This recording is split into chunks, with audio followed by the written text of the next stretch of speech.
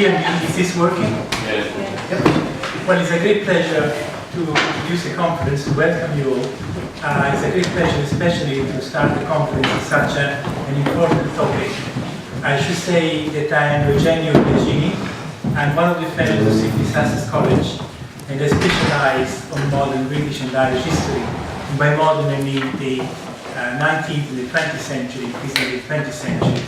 But I've always had an interest in the history of religion and politics, and in fact, of course, what I'm writing on are minorities in 20th century Ireland.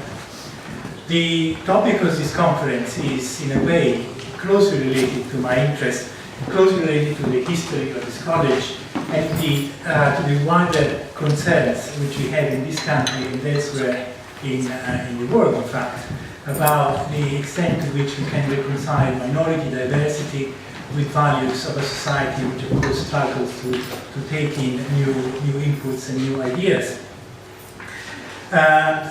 Ed, in the second part of this brief introduction, will talk about all sorts of other things, and I think he will insist on a theme which I understand is part of a Jewish mindset, new but the same.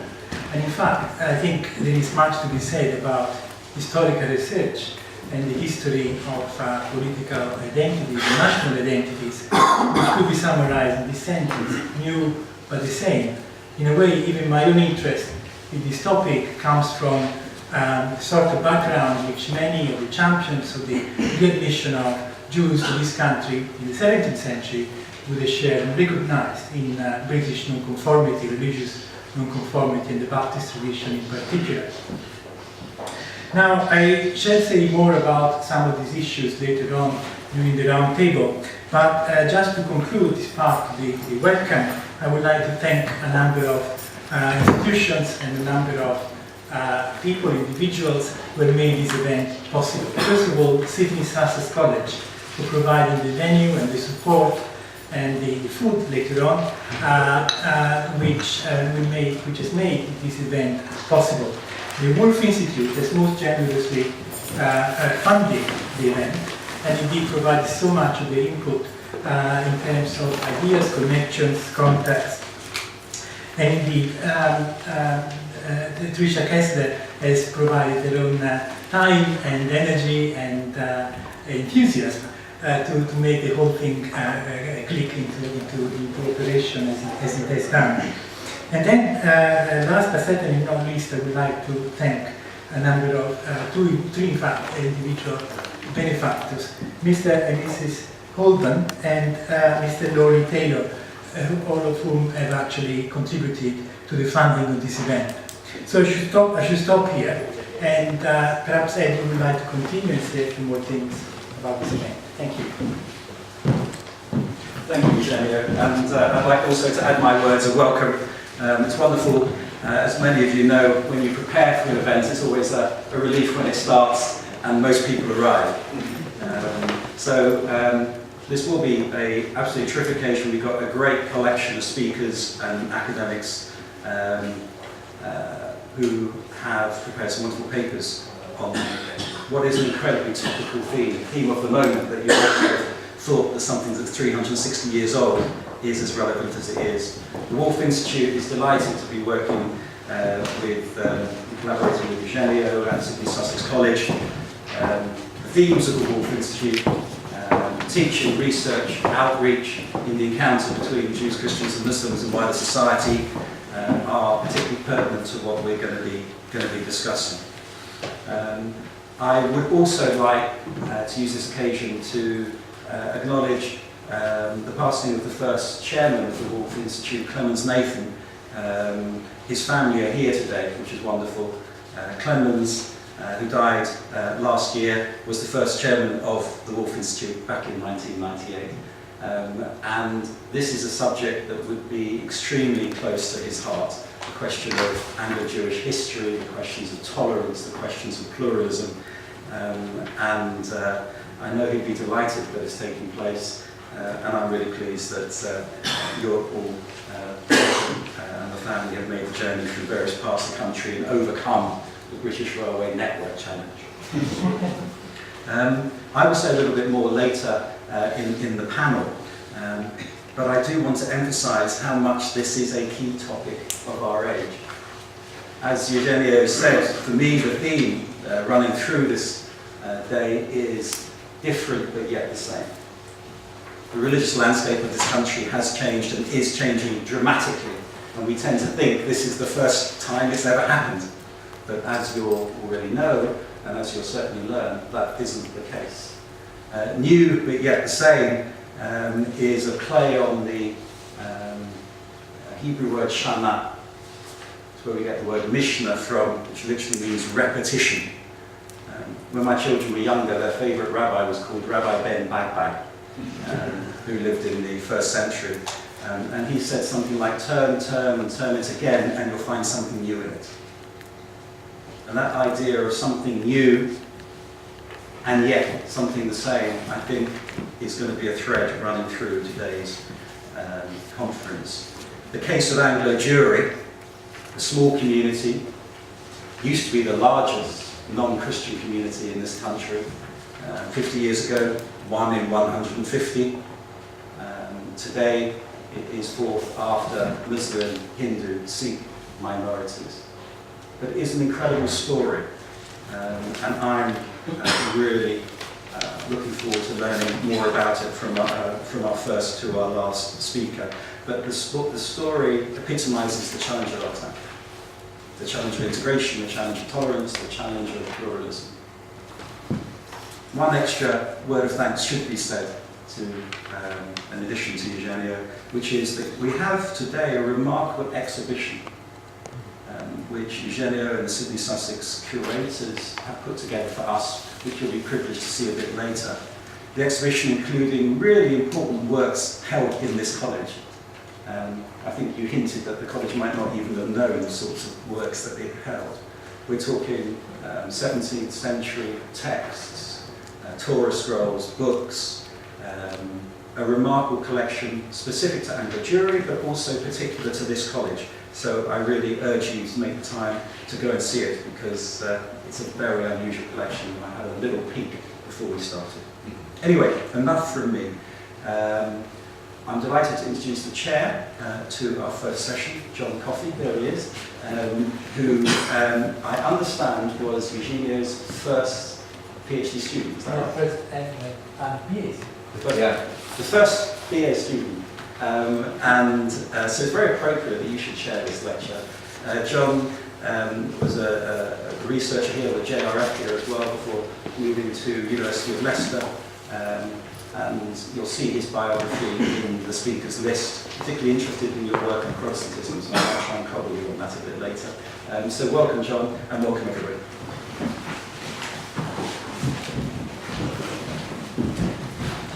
Well, thank you very much. It's a pleasure to be here and a pleasure to introduce Professor John Worrell.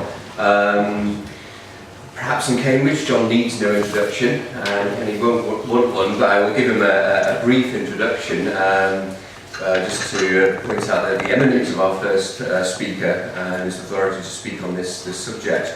Now, it's probably fair to say that since Christopher Hill, there's few, if any, historians who've done so much to shape our understanding of 17th century British history. John was at the forefront of the revisionist movement in the 1970s and 80s, which addressed and corrected Whig and Marxist orthodoxies about the period. He was one of the people who really emphasised the religious origins of the English Civil War in the 1980s, and then he was one of the pioneers of Three Kingdoms history, or the New British history, in the late 80s and 90s. And has had a huge influence in the field, not least through his cohort of students, supervised over 100 doctoral students, sometimes known as the New Moral Army. I wasn't one of them, but John was my external examiner and has been a very important mentor for me over the years. John is also, I think, the leading authority on Cromwell, and in particular he is editing what will be the definitive, authoritative, critical edition of Cromwell's letters and speeches, something we've known for decades. We need a new modern edition of this. So John knows Cromwell like no one else, and so he is ideally suited to come and speak to us on Cromwell and the Readmission of the Jews.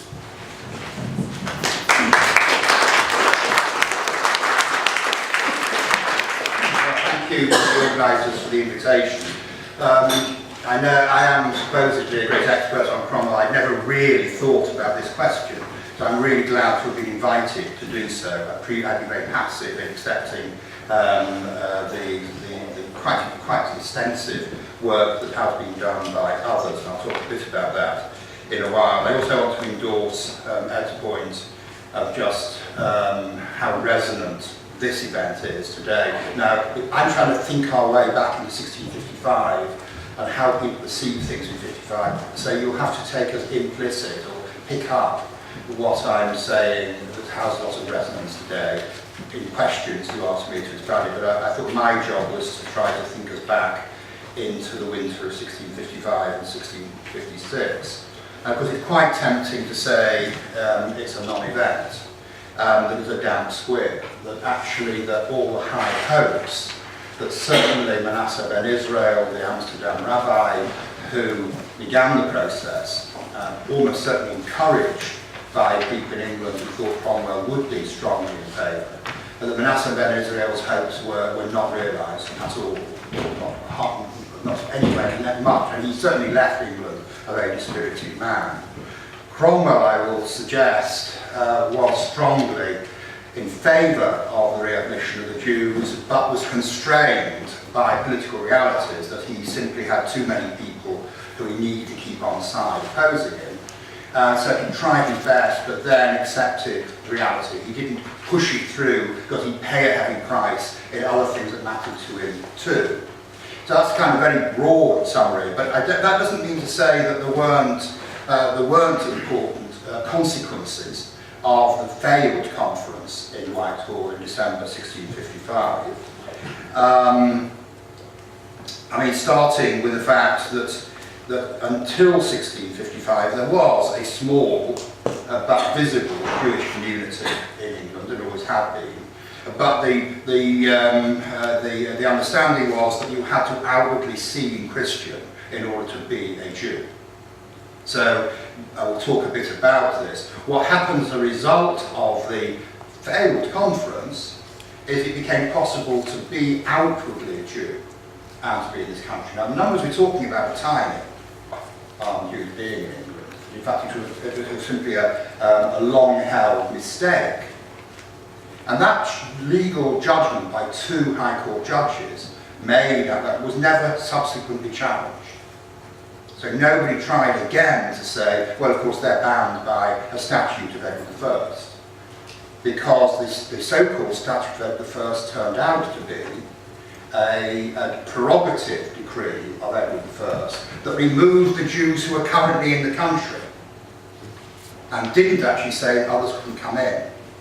So legally, there was no bar, even though it had always been assumed that there was one. Now, the fact that that was said and unchallenged by the lawyers at the Whitehall conference is itself of very great significance. But it is, I was going to say a little bit about the fact that the memory of the events of the winter of 1655 and 1656 become really fundamentally important in the 19th century, when a misunderstanding of what happened, not for the only time in history, is a fruitful misunderstanding. And it's part of the whole recovery of Cromwell as a man passionately committed to political and religious liberty, which itself was a kind of anachronistic view of him, but still deeply influential in the 19th century, and was powerful in developing all kinds of liberal ideas, including ones which relate to Anglo Jewry. And John Coffey is going to speak about that at length, so I will not continue with that. There are very finite sources for the events in the winter of 55 and 56. There are two accounts, one of which is definitely by somebody present, a Baptist minister called Henry Jesse. The other one published rather mysteriously in 1719 in a book edited by somebody called Nathaniel Crouch, who was a kind of radical but actually anti-Republican publicist. Now I think he's writing a book called Two Journeys to Jerusalem, and he incorporates in it an account of this conference, which must have come from somebody else, but it was almost certainly authentic. It was someone who was writing, certainly knowing the Jesse account, but glossing and extending it. So he names names, he says who said what, which Jesse is very careful to leave in the passive voice. But that's it, in a sense, that the sources are extremely limited. Cromwell's own words are contained in very digestive form in both of those tracts, and something hasn't been really looked at before. One of the freelance newspapers that were around in the period, I'll come back and put some weight on that later on. What sources there are have been studied almost entirely from the Jewish side by some very distinguished historians. Cecil Roth, back in the 1940s, and then in a series of essays. David Katz in an Oxford DPhil, which was influential and published, was a starting point for most people. Jonathan Israel in the 1990s, putting it in the European context. And since then there have been an accelerated debate about the prehistory. There was a kind of build-up, and that has been explored by a number of historians, and most importantly, a couple of historians, Elaine Glazer and Bachar Gibbery, have in recent years published analyses of the pamphlet literature, which follows on from the debates. And this is fruitful material. And of course all this is predicated on pioneering work by Lucien Woolf, right at the beginning of the 20th century, which actually printed a good many of the documents. In preparing this paper, I've reread such primary sources as there are, including most of those pamphlets. But one of the things that shocked me is that there's a wonderful essay by some, I don't know anything else about him, Nathan Osterman, the controversy over the proposed readmission of Jews, and it was published in 1941 in Jewish Social Studies. Now, none of the subsequent historians have read it, and they've all been impoverished by not having read it. It's absolutely tremendous essay. So I'm naming it now because I'm going to rely on it quite a lot.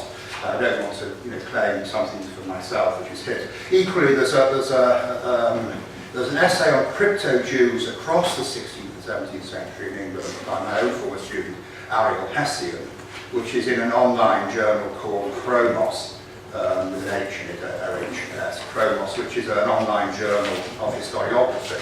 And I've drawn on his, but he's looking particularly at the prehistory, how many Jews there were, about 35 families on average, almost all in London, in the period of the Tudors and the early Stuarts. Well, this leaves us with some unresolved debates, but on the whole there is a general agreement about what happened. That Manasseh ben Israel wrote to Cromwell asking, he made three separate attempts in 1653, 1654, 1655, wrote asking whether he could be considered. Cromwell always refers it to his council, and when his council continued to drag its feet, he does take the initiative in ordering a conference of lawyers, merchants, and Puritan ministers. And they meet at 5 sessions in December 1655 and don't reach any agreement. There was a failure of consensus, and so he doesn't bring it to a vote. He doesn't want a simple majority. Cromwell's interested in where the Spirit of God is leading, and God leads by consensus. So when there wasn't a consensus, he dissolves it. He asks the council whether to give him advice, and the council give him a very grudging, thinking he might, under certain circumstances, give some limit to things. And he then doesn't issue a decree. He simply does a series of actions which practice open things up. Without making a controversy about it. The extreme example of the remaining difference, what are his motives? Even Ben Israel's motives are entirely transparent, though I think we can more or less agree what those are. Cromwell's are not, and the extreme examples, if I just give you 2 quotes, David Katz. It is quite clear that the motives of economic and trade had little to do with the readmission of Jews. Jonathan Israel, he emphasised, what Katz does is to emphasise Cromwell's venereanism and his commitment to removing blocks to the Second Coming. The Second Coming of Christ would only take place when the Jews were back in Jerusalem, but in Cromwell's view, the Jews had to return to Jerusalem as Christians. And Cromwell was trying to facilitate that what he could be quite a short process in his view, because the English now had purist of Christianity. When the Jews encountered pure Christianity, not corrupt Christianity, as they did in Portugal and Spain and the Low Countries, when they were pure, then they would convert their religion. And God would facilitate that. So that's Katz's view. I think I'm going to suggest overstates millenarianism. Anyway, there it is. It is quite clear that motives of economic and trade had little to do with the readmission of the Jews. Here's Jonathan Israel. It was for Oliver Cromwell a matter of raison d'etat. The millenarian factor was definitely subsidiary. In the face of powerful theological and popular objections, Cromwell was inspired by a mixture of political and economic considerations. So here are the two leading experts, absolutely contradicting themselves, so that's the thing I'm going to particularly interrogate. I'll turn to it a bit later. So let's start with what is absolutely accepted. The steady growth of a few dozen families who have a whole series of names in the contemporary literature. Moranos, Crypto-Jews, Church Jews, and the same number of parallel church papists. Those who outwardly conform but inwardly have a deep faith which they keep seeing us in tension, but as their primary allegiance. New Christians is another phrase that's used, and that's echoing the language used in Iberia. Katz says that a considerable sprinkling by 1600, won't put a more bigger figure on it than that, but perhaps 50 families among 11,000 aliens in London. Some of whom did have a prominent part in public life.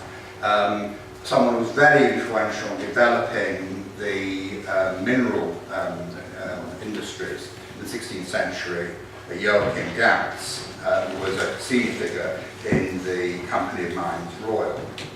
The small community never created any scandals or problems, nor were scandals projected onto them.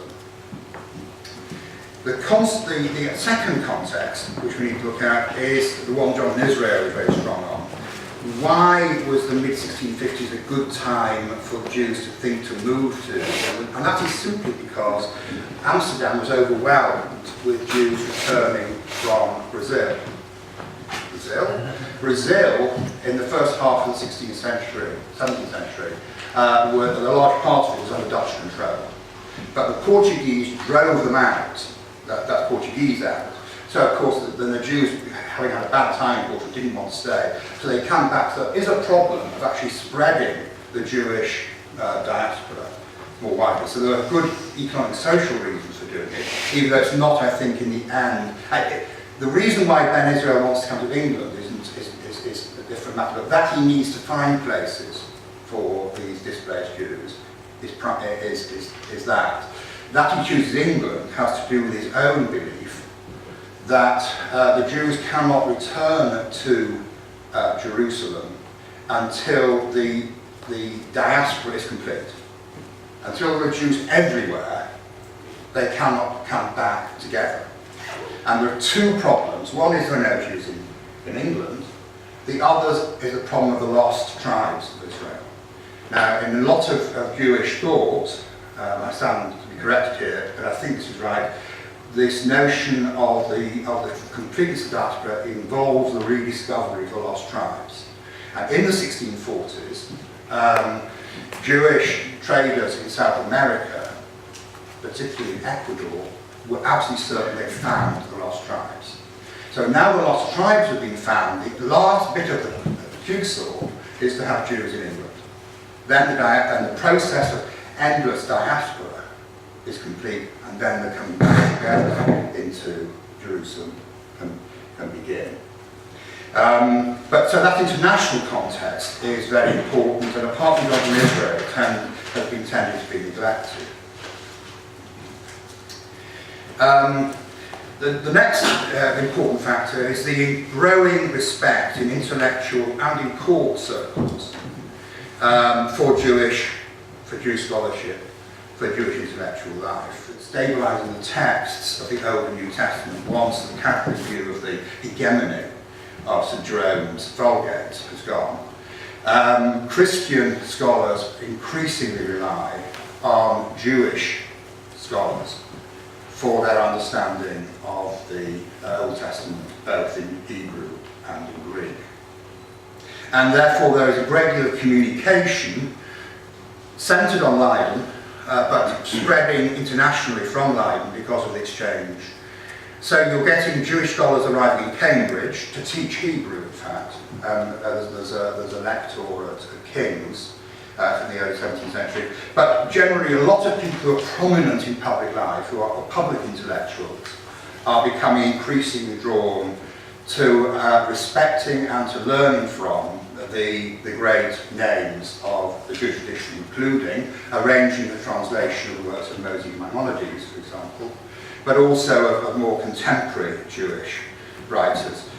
This has been much clarified recently in a wonderful book by Eric Nelson at Harvard called The Hebrew Republic, about the importance of Jewish scholarship for the creation of the political thinking on the radical side in early modern Europe, particularly in England.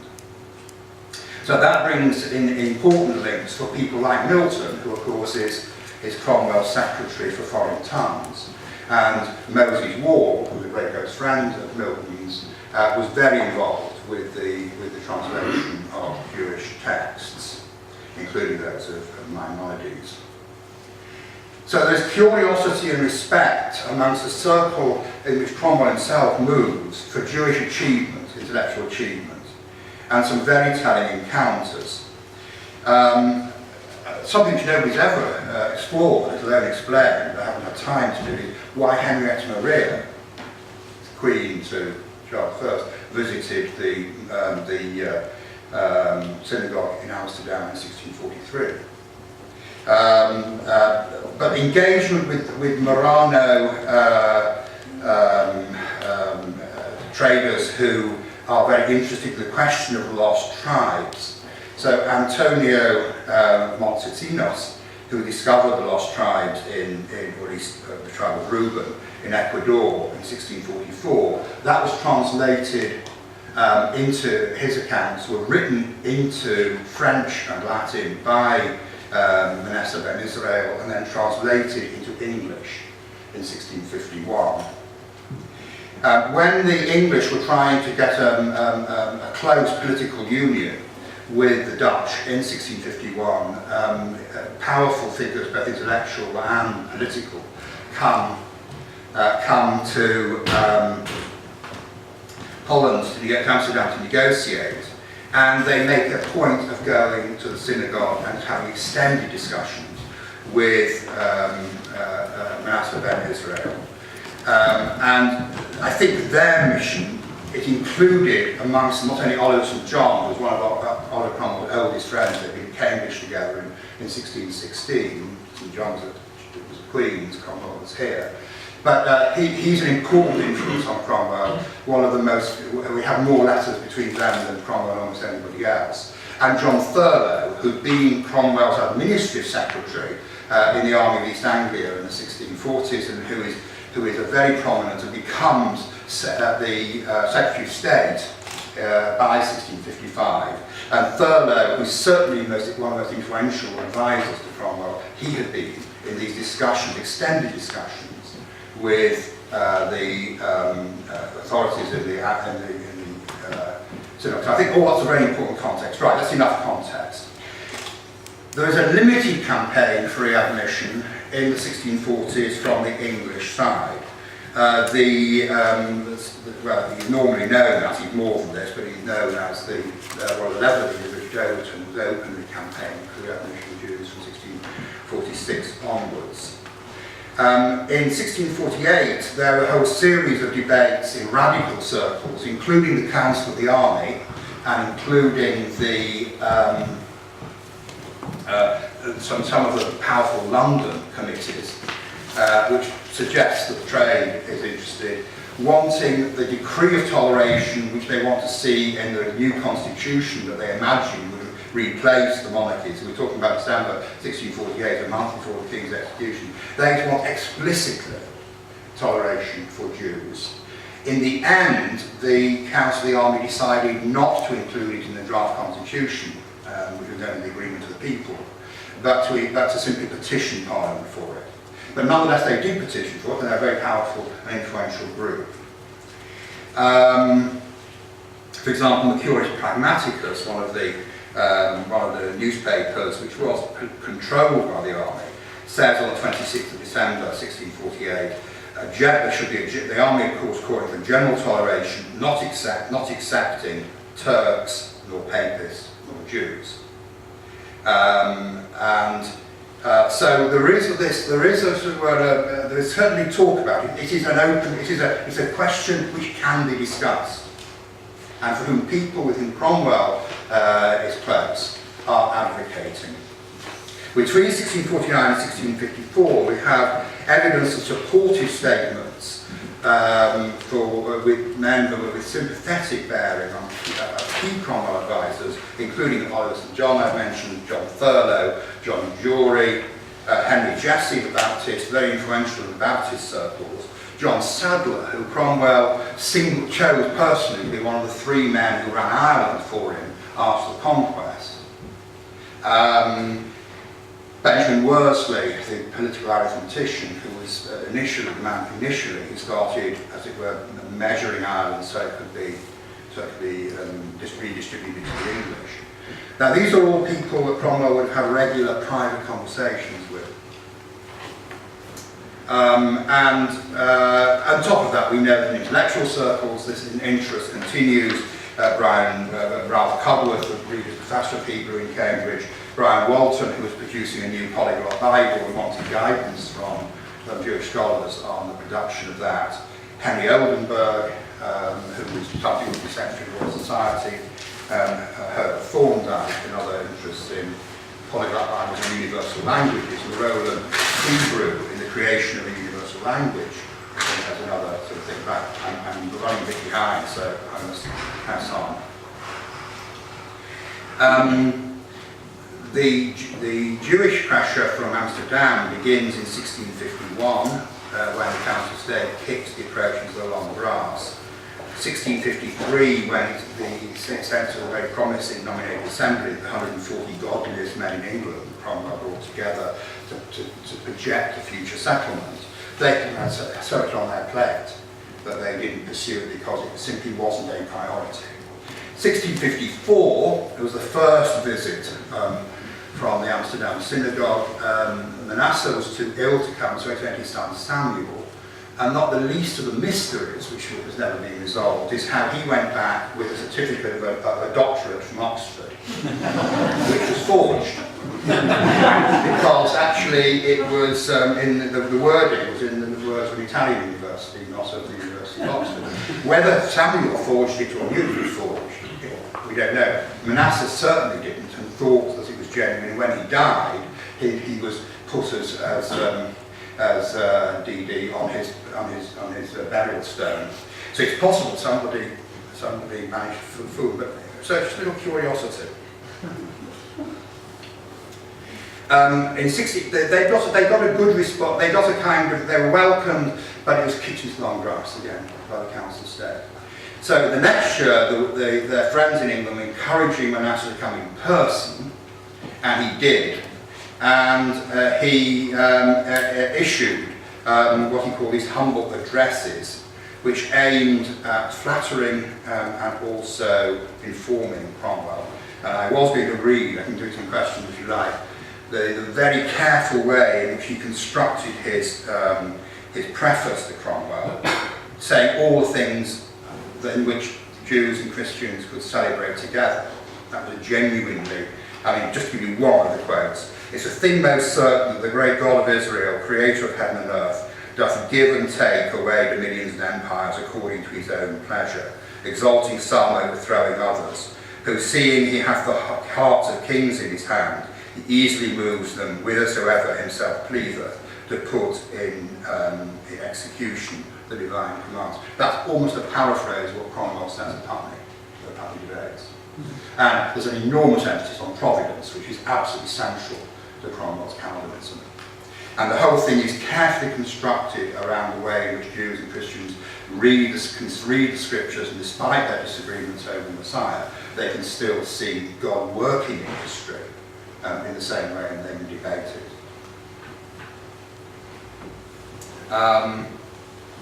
He follows that up by a petition for 7 specific demands. For secure admission of Jews, that they won't be housed, they will be allowed to live freely in the country, for public synagogues, for private cemeteries, for the burial of the Jewish dead, complete freedom of trade, for an officially appointed registrar of Jewish passports, so there will be a register of those who are outing themselves as Jewish, seeking to be protected as a result. And then, and this is where it gets a contemporary reference, that in matter of private law, the Jews should have their own courts and their own, be able to live in, say, marriage law and so on, according to their own rules. And you can see the modern parallels, so that and tensions within it. Now, very little of that actually ever got approved, but that was the aim, that was what he was striving for. And in his bigger document, he goes all over the world looking at how far those demands are accommodated by, for example, the sultans of the Ottoman Empire, by the Eastern European countries, even by the, what had been historically, not at that moment, but had historically been accommodated by the King of Iberia and by the princes around the Baltic. So it's a very, very strong case. Right, so what do we, how does Cromwell respond to this? Well, he tries to get the council to move it on. The council isn't really interested. So he goes ahead on his own, and he decides to hold this public, well, no, it wasn't public, to have this debate, which initially was in private. He chooses himself the names of 28 delegates, lawyers, merchants, and ministers, and they're deliberately chosen because of their diversity of views. He is not trying to force it through. He's trying to see how far that consensus can pray until consensus, until the spirit moves them to consensus. He's hoping the same will happen again. He includes merchants and he includes lawyers.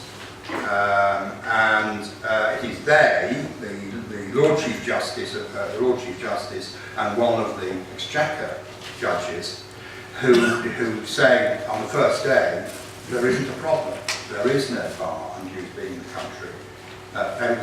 And they could rely on the authority of Sir Edward Coke. Now, Sir Edward Coke had ruled this in one of his reports, but of course Cook's interest wasn't in admitting Jews. Cook's interest was in saying something which is purely by royal decree does not have legal value. Certainly not beyond the reign of Edward I. So he's basically arguing only parliamentary statute had authority to bind. Anyway, they use that, but they say, well, it's a matter of legal fact. Now, the most vitriolic and anti-Semitic of the pamphlets was by William Prynne, who was venomous about almost everything except himself. He, of course, contests it, but he contests everything.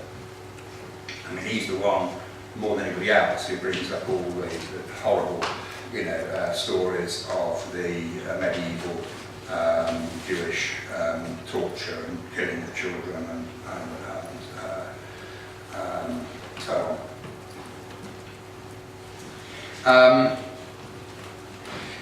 On the line, so we have the reports we have, as I say, are from newspapers and from the 2 memoirs by Jesse and Putnam, 1719 edition of Nathaniel Crouch.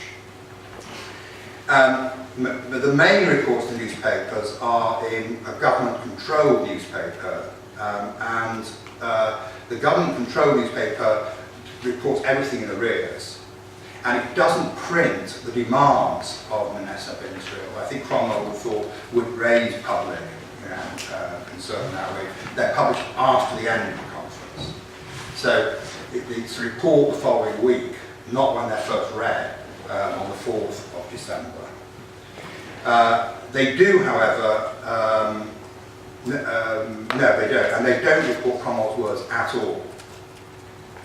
Whereas a relatively independent newspaper, it wasn't entirely free, but it was freer than Mercurius, which was run by Cromwell's spin doctors. The Public Intelligencer reporting for the only time on the first session of the Assembly says, quotes Cromwell as saying, it might that this Assembly might tend to the benefit of many in our nation, even in outward things, by which he means secular things, by which he means trade. So may tend to the benefit of many in our nation, even in outward things, besides the hope of their conversion, which time is now hoped to be at hand even at the door. That's absolutely authentically Cromwell. I mean, that phrase, at the door, is a characteristic phrase. So what this really important kind of thing which the spin doctors prefer not to be reported and don't report in the official channels, that Cromwell is very keen at getting an opportunity of converting the Jews. And that this confidence that he's produced the best of all forms of Christianity. So Paul Rycourt, who writing memoirs from many years later, with all the problems with that, but he went to the one public open meeting, which was the last one, when I think Cromwell wanted the world to see that there was a genuine inspection of views and there was no consensus. So whatever came out subsequently, he couldn't claim that he was sort of inventing this. But he claims that Cromwell turned to the clergy on the 18th and asked them whether it was their opinion that the Jews were to be called in the fullness of time into the church. Then he flourished a good deal on religion prevailing in this nation, the only place in the world where religion was taught in its full purity. Was it not then our duty, in particular, to encourage them to settle here, where they could learn the truth, and not leave them to false teachers, papists, and idolaters? That's a really crucial quote, and if it's accurate, and it seems to me there's nothing in it that it doesn't feels wrong, then it's important testimony of Cromwell's true message, not about the second coming, but about the conversion of the Jews, which would itself be part of the process, but wouldn't necessarily lead to it.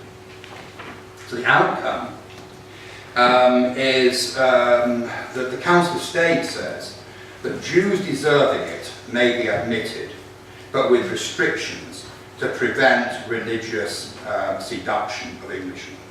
So the suspicion that in fact, rather than the English converting Jews, the Jews would convert the English, and that would be the catastrophe. What Cromwell does is to quietly permit a synagogue to be established, and therefore Jews to openly present themselves as Jews. A cemetery was licensed, and when London, some of the governors of London questioned it, and then they don't question it again, it goes away. In other words, I think quiet words were said, and this was the deal, we can live with this. Perhaps quite two really impressive things, however, this seems to be quite characteristic of Cromwell. The first is he wrote to the Portuguese government, telling them they had a duty to compensate Jews who'd been expelled from Brazil. Particularly a man called Robles, who had actually, he was a Portuguese Jew driven out of Brazil. He wanted compensation for his losses, and he also asked for religious freedom. Cromwell basically said, I can't give you religious freedom, but I'll get you what you're entitled to. And that was specifically Jewish, because he wasn't lobbying on behalf of Portuguese. That's important because Cromwell is desperate to have a deal with the government of Portugal, the newly established monarchy of Portugal, against Spain. So, you think of Portugal as Saudi Arabia, the things you don't raise with the Saudis. because we need them. Cromwell didn't think that. He thought this was an issue. And perhaps the most impressive thing of all was after an interview with Manasseh ben Israel, in which Ben just expressed his dismay at what happened. Cromwell gave him a pension for life of £100. That's a significant pension. This is not peanuts. And I think that is a mark of his respect, and I think of his sorrow. Right, I've got 5 minutes, I think. Yeah, okay. I don't think that Cromwell is a millenarian in the sense he's expecting the second coming imminently. I can't find any evidence in his speeches, or in his letters.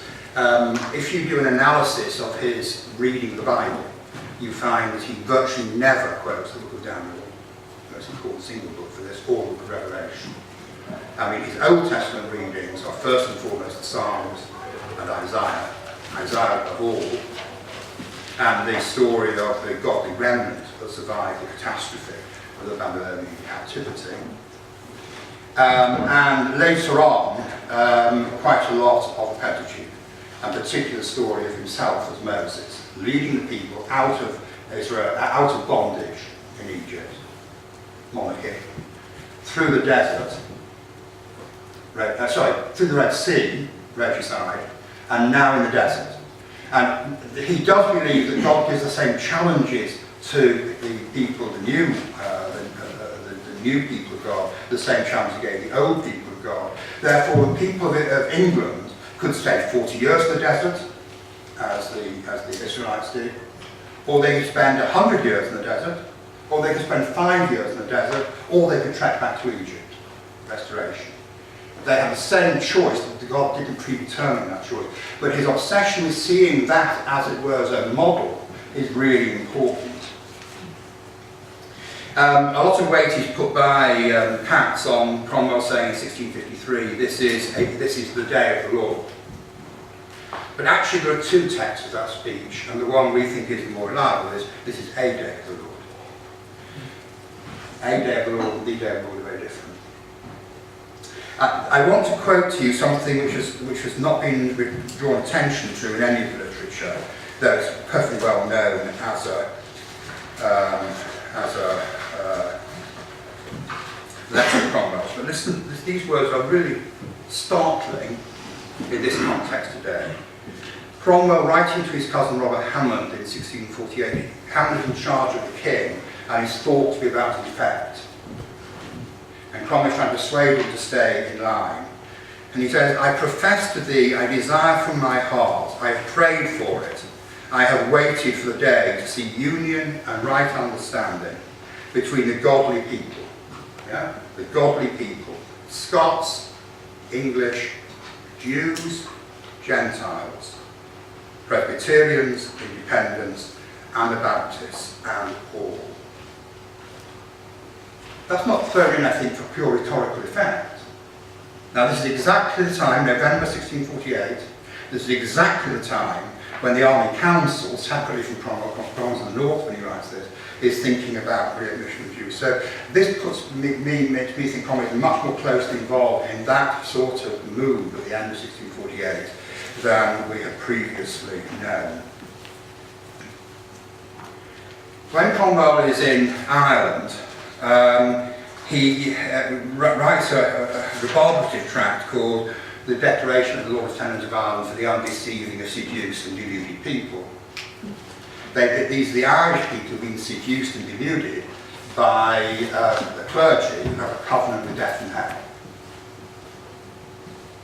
And he's telling the people of Ireland not to believe these devil-inspired Catholic priests. And he says to them, as for the people, what thoughts they have in matters of religion in their own breasts I cannot reach.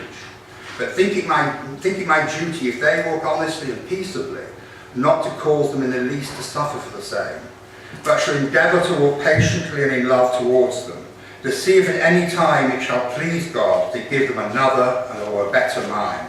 And all men under the power of England within this dominion are required and enjoined strictly and religiously to do the same. Well, replace Catholics there by Jews, Is this specific to Catholics, or is it telling you that he actually doesn't believe in persecution? Now for me, the big thing, final point I want to make, is to just remind ourselves that Cromwell was solidly behind the Toleration Act of 1650. No compulsory church attendance. There was nothing whatsoever that could be imposed on Jews to take part in Christian worship. No ban on religious assemblies. Anyone could worship in private as they wanted, or holding any kind of public office. All repealed, which existed. The engagement which was brought in its place is simply to guarantee that you won't oppose a government without a king and House of Lords, something very easy for a Jew to go through. It's not an oath, it's simply an affirmation. And in any case, it was by 1655, it was a dead letter. So Cromwell passionately believes that you cannot allow people who are seriously in error to proselytise, whether they're Quakers, whether they are anti-Trinitarians, or whether they're Jews. You can't proselytise, but you can witness to your faith in private without any disruption, and that is pretty much what happens. And under the Constitution of Protectorate, it is the same. Freedom of worship and assembly, no freedom to proselytise if you're not Trinitarian, or if you're not bibliocentric. If you're not Bible-centred, you have to accept the truth lies in Scripture. But we have far less problem with the Jews in relation to that, with their misunderstanding of Scripture, the search for truth in Scripture, than with the Catholics, who he thinks deny the authority of Scripture. He's wrong, of course, but that's what he thinks.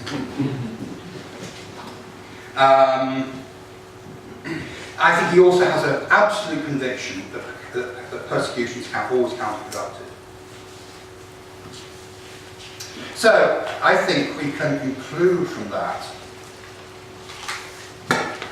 that Cromwell's response to Manasseh ben Israel was disappointing, but was governed by a yearning to be able to do what he thought was right, but by an absolute sense that this was not a battle to lose. He was, after all, a general.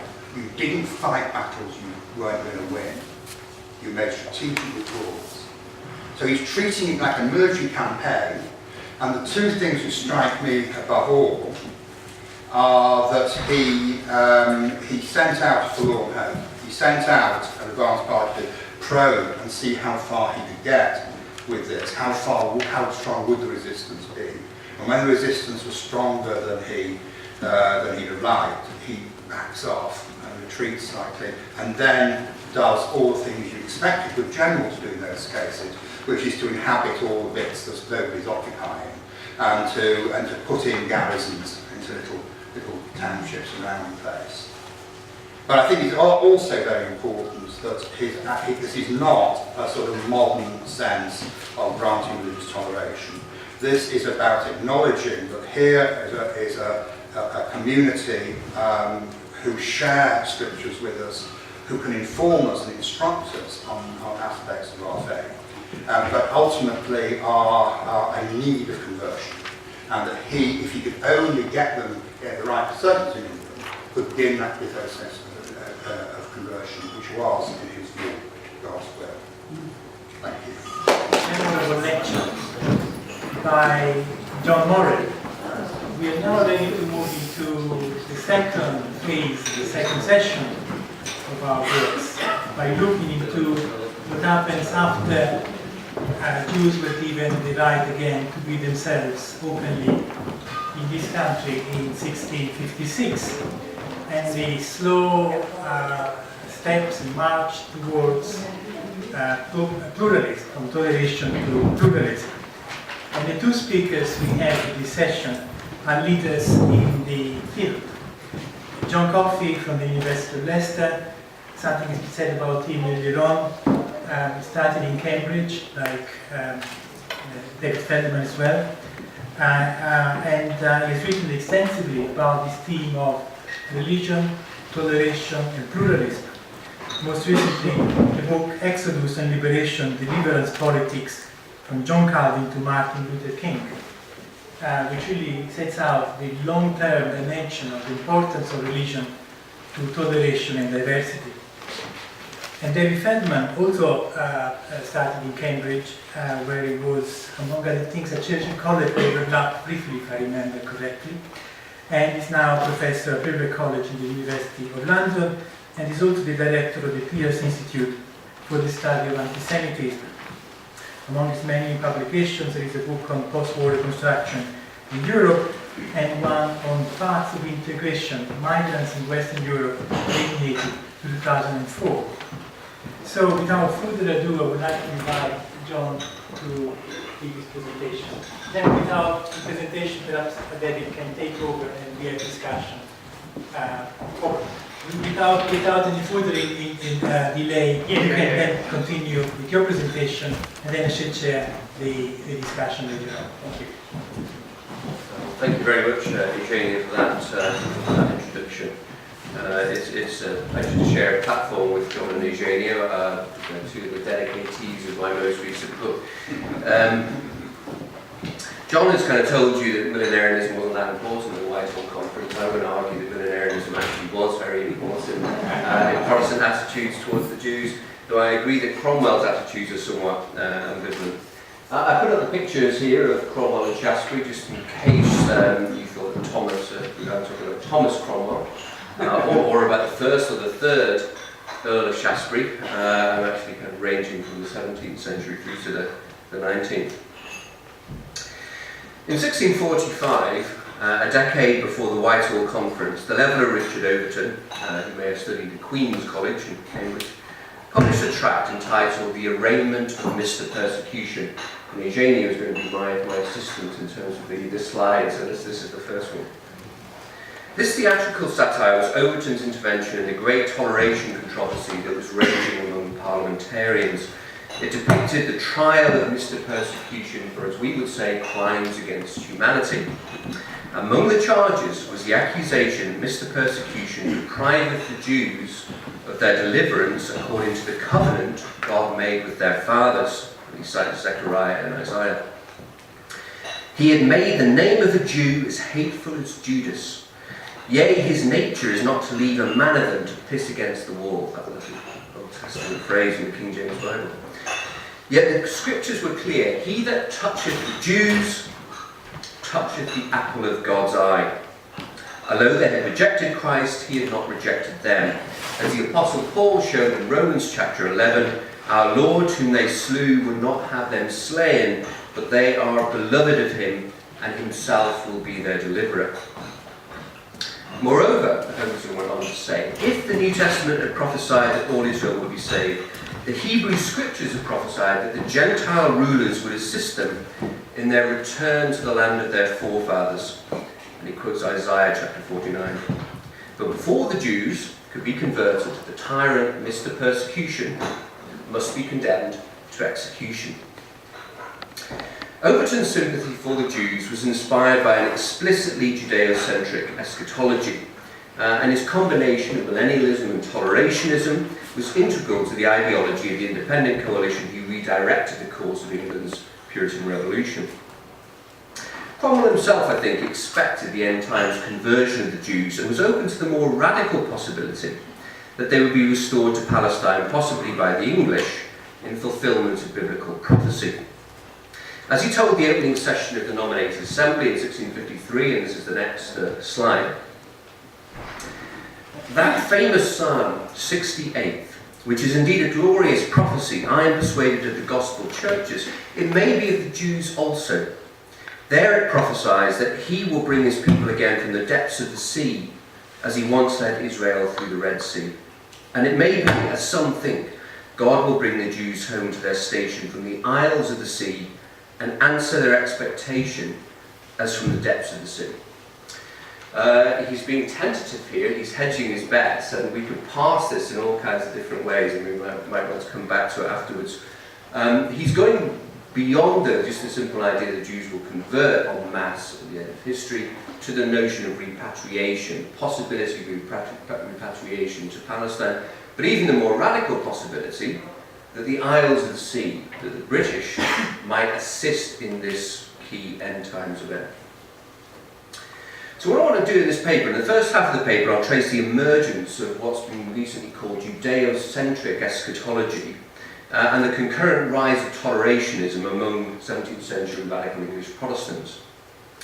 I'll emphasise the novelty of these developments, their dramatic reversal of centuries of received orthodoxy.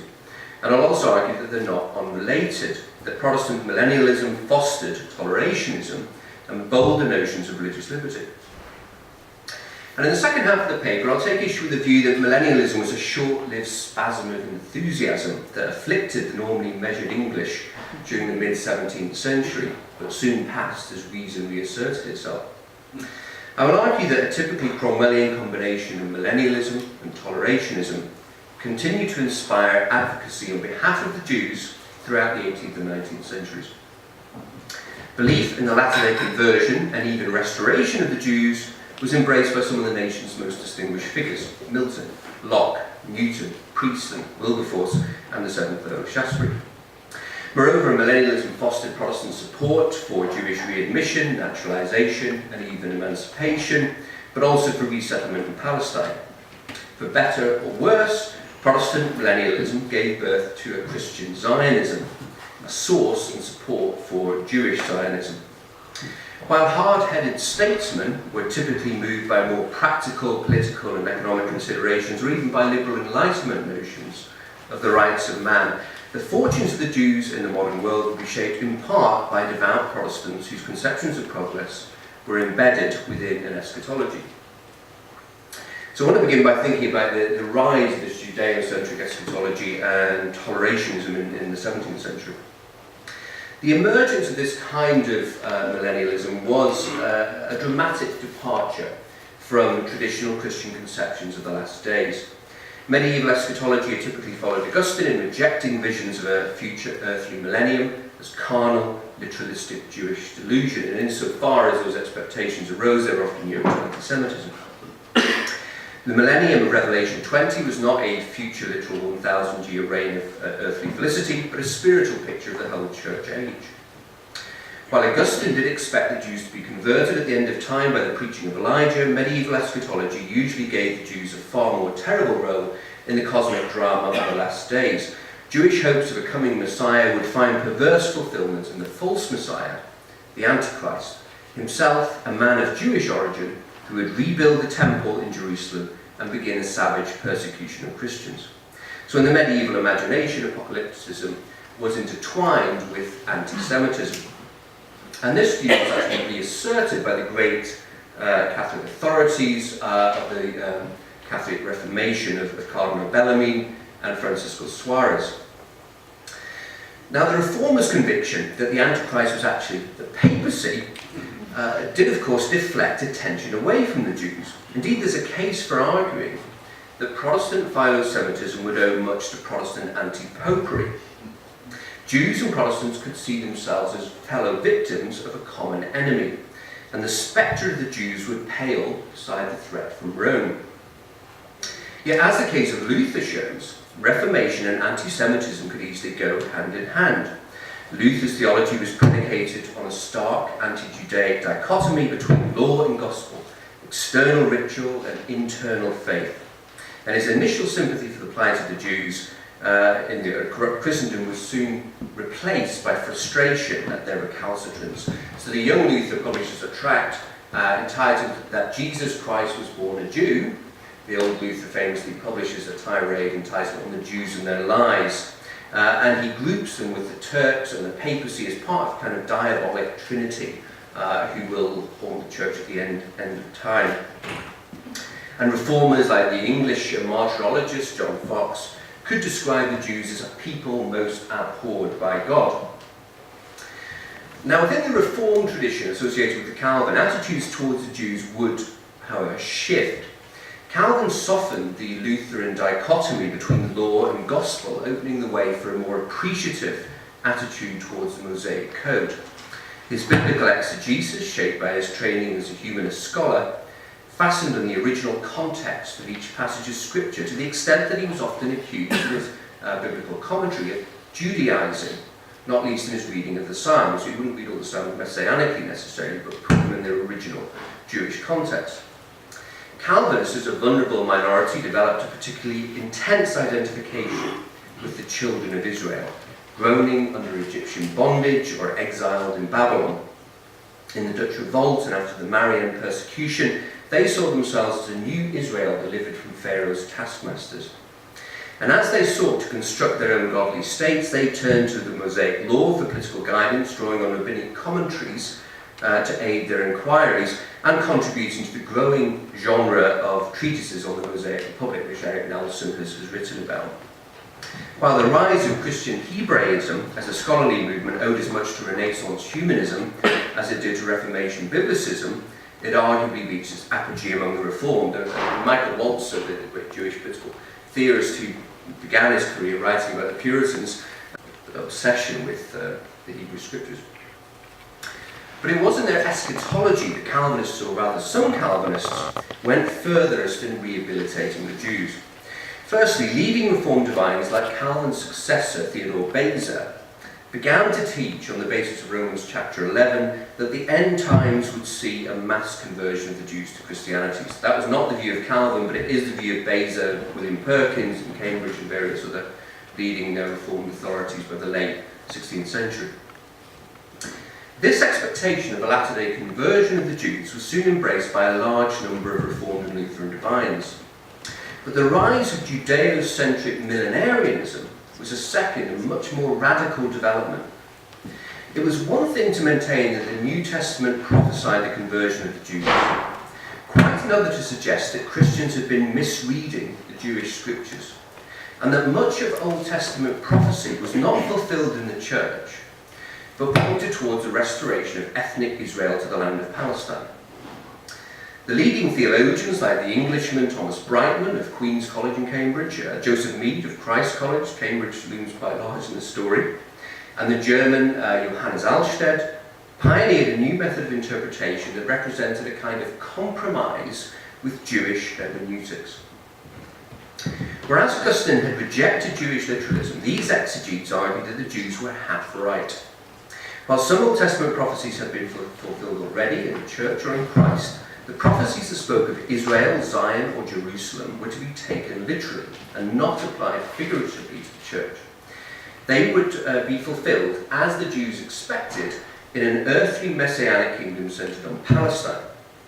The Christian millennium of Revelation 20 lay in the future, not in the past, as the early reformers had thought, and it equated with the Jewish messianic kingdom predicted by the Hebrew prophets. God, in other words, had not finished with the Jews. As Moses Wall, translator of Manasseh ben Israel, wrote, God's covenant with the Jews is not nulled or broken, but only suspended. The belief that God still had an exclusive covenant with the Jews entailed that even after their conversion they would not be assimilated, they would retain a distinct Jewish identity, and they would play a starring role in the last days. Instead of flocking to the false Messiah, the Antichrist, as traditional Roman Catholic eschatology suggested, they would embrace the true Messiah and in some scenarios spearhead the overthrow of the Ottoman Turks. In Palestine they would restore Christianity to primitive purity, turning Jerusalem into a site of pilgrimage for reformers, and thus the millennium would come. The Jews then were a chosen people, beloved by God, in some respects superior to the Gentiles, destined to play a special role in the end times. Protestants should regard them with respect, love, pity, tenderness and compassion, and those sorts of terms recur again and again in this literature. As a number of scholars have pointed out, this Judeo-centric eschatology treated Jews less as flesh and blood persons than as symbols and literary tropes, imaginary Jews, if you like, rather than real Jews, cast against their will to play a compliant role in a Protestant end times drama. Yet one can, I think, push this argument too far. As we've already heard, millenarians did a face-to-face dialogue with actual Jews, not least in the Netherlands, but increasingly in England. Moreover, however abstracted this grand narrative was from the circumstances and aspirations of Jewish communities on the ground, it would have practical ramifications, as we shall see. In England, this Judeo-centric millennialism was the eschatology of the religious independents who came to power in the political coup late in the 1640s. Presbyterians, for the most part, still adhered to an Augustinian amillennialism, or at least they drew the line at the notions of the Jewish restoration of Palestine. The independents, by contrast, and we're talking here mainly about Congregationalists but also some Baptists, were convinced millenarians who were in little doubt that the Jews would play a central role in end times events. This was the eschatology taught by their leading divines, men like Thomas Goodwin and John Owen in England, who were close to Cromwell, and John Cotton in New England. It was embraced by their leading lay theologians, including people like Sir Henry Vane, Henry Lawrence, President of Cromwell's Council of State, and John Milton. And again, there's a Cambridge connection here because Goodwin studied at St Catherine's, Lawrence at Queen's, and Emmanuel and Milton, of course, at Christ's. Almost as soon as the independents came to power, in the coup of 1648-49, a campaign began for readmission. These radical Puritan millenarians may have had their head in the clouds of apocalyptic speculation, but they also had their feet on the ground in practical politics, and they were in dialogue with actual Jews in the Netherlands. And as we've already heard from John, you get this embassy to Amsterdam in 1650. But in 1649 you get the first petition for the readmission of Jews drawn up by two Baptists living in Amsterdam, Johanna and Ebenezer Cartwright, who were actually in dialogue with the Jewish community there. In 1650 you get the Manasseh being granted a passport to England, even though he only comes a little bit later. And then the translation of Manasseh's messianic tract, The Hope of Israel, into English by Moses Wall, a key millenarian tolerationist and very close friend of Milton and others. It was an auspicious moment, for English prophecy teachers have been speculating for some time that the beginnings of the Jewish mass conversion would occur in the mid-17th century. Their calculations were based on Daniel chapter 12, which predicted the beginnings of Messianic rule 1290 days after the setting up of the abomination which causes desolation. Now, days in Protestant prophecy exegesis were generally read as years. There's 1290 years. And Thomas Brightman, who is one of the key millenarian commentators, argues that the abomination which causes desolation, and here's a very much anti-Judaic trope here, is the setting up of the Emperor Julian's attempted restoration of the Jewish temple in the 4th century. Which he dates to 360, which then leads you 1290 years forward to 1650. Others disagree and say that Julian probably attempted to establish this 6 years later, which would lead to 1656, and that view is floated and taken up by some key figures like Samuel Hartlib, but also by Thomas Goodwin, who's a theologian really close to Cromwell. Now, it's clear from this that toleration was, if you like, conceived as an interim, temporary measure, one that would lead to the millennium, not to centuries of endless religious pluralism. Yet it would be a mistake, I think, to see this tolerationism as merely expedient and pragmatic. If that was the case, we might expect to see advocates of readmission changing their tune like Luther once it became apparent that Jews were not converting to Christianity. Yet there is no such change within this millenarian tolerationist tradition. Why not? Well, I think one reason is the eschatology is very different to Luther and gives the Jews this really, really central place in a way that hadn't been the case with Luther's eschatology. Another is that, as we know from the history of prophecy believers are remarkably dexterous when it comes to dates. Jehovah's Witnesses being a good example. So the conversion of the Jews could, if you like, be endlessly deferred. Something that I think the great Cromwellian poet Andrew Marvell was very aware of. You might remember to his coy mistress, he says that had we but worldliness on time, you could put me off. You could, for example, refuse until the conversion of the Jews. So Marvell has this sense this might be an almost endlessly deferred thing, that it's certainly not something to hold your breath for or postpone a love affair for. Prophecy believers were remarkably phlegmatic in terms of shifting dates and accepting that this could be much further down the road than they thought. But the other factor is that these millenarians develop a principled, even a dogmatic commitment to religious toleration, which I'll try and explain.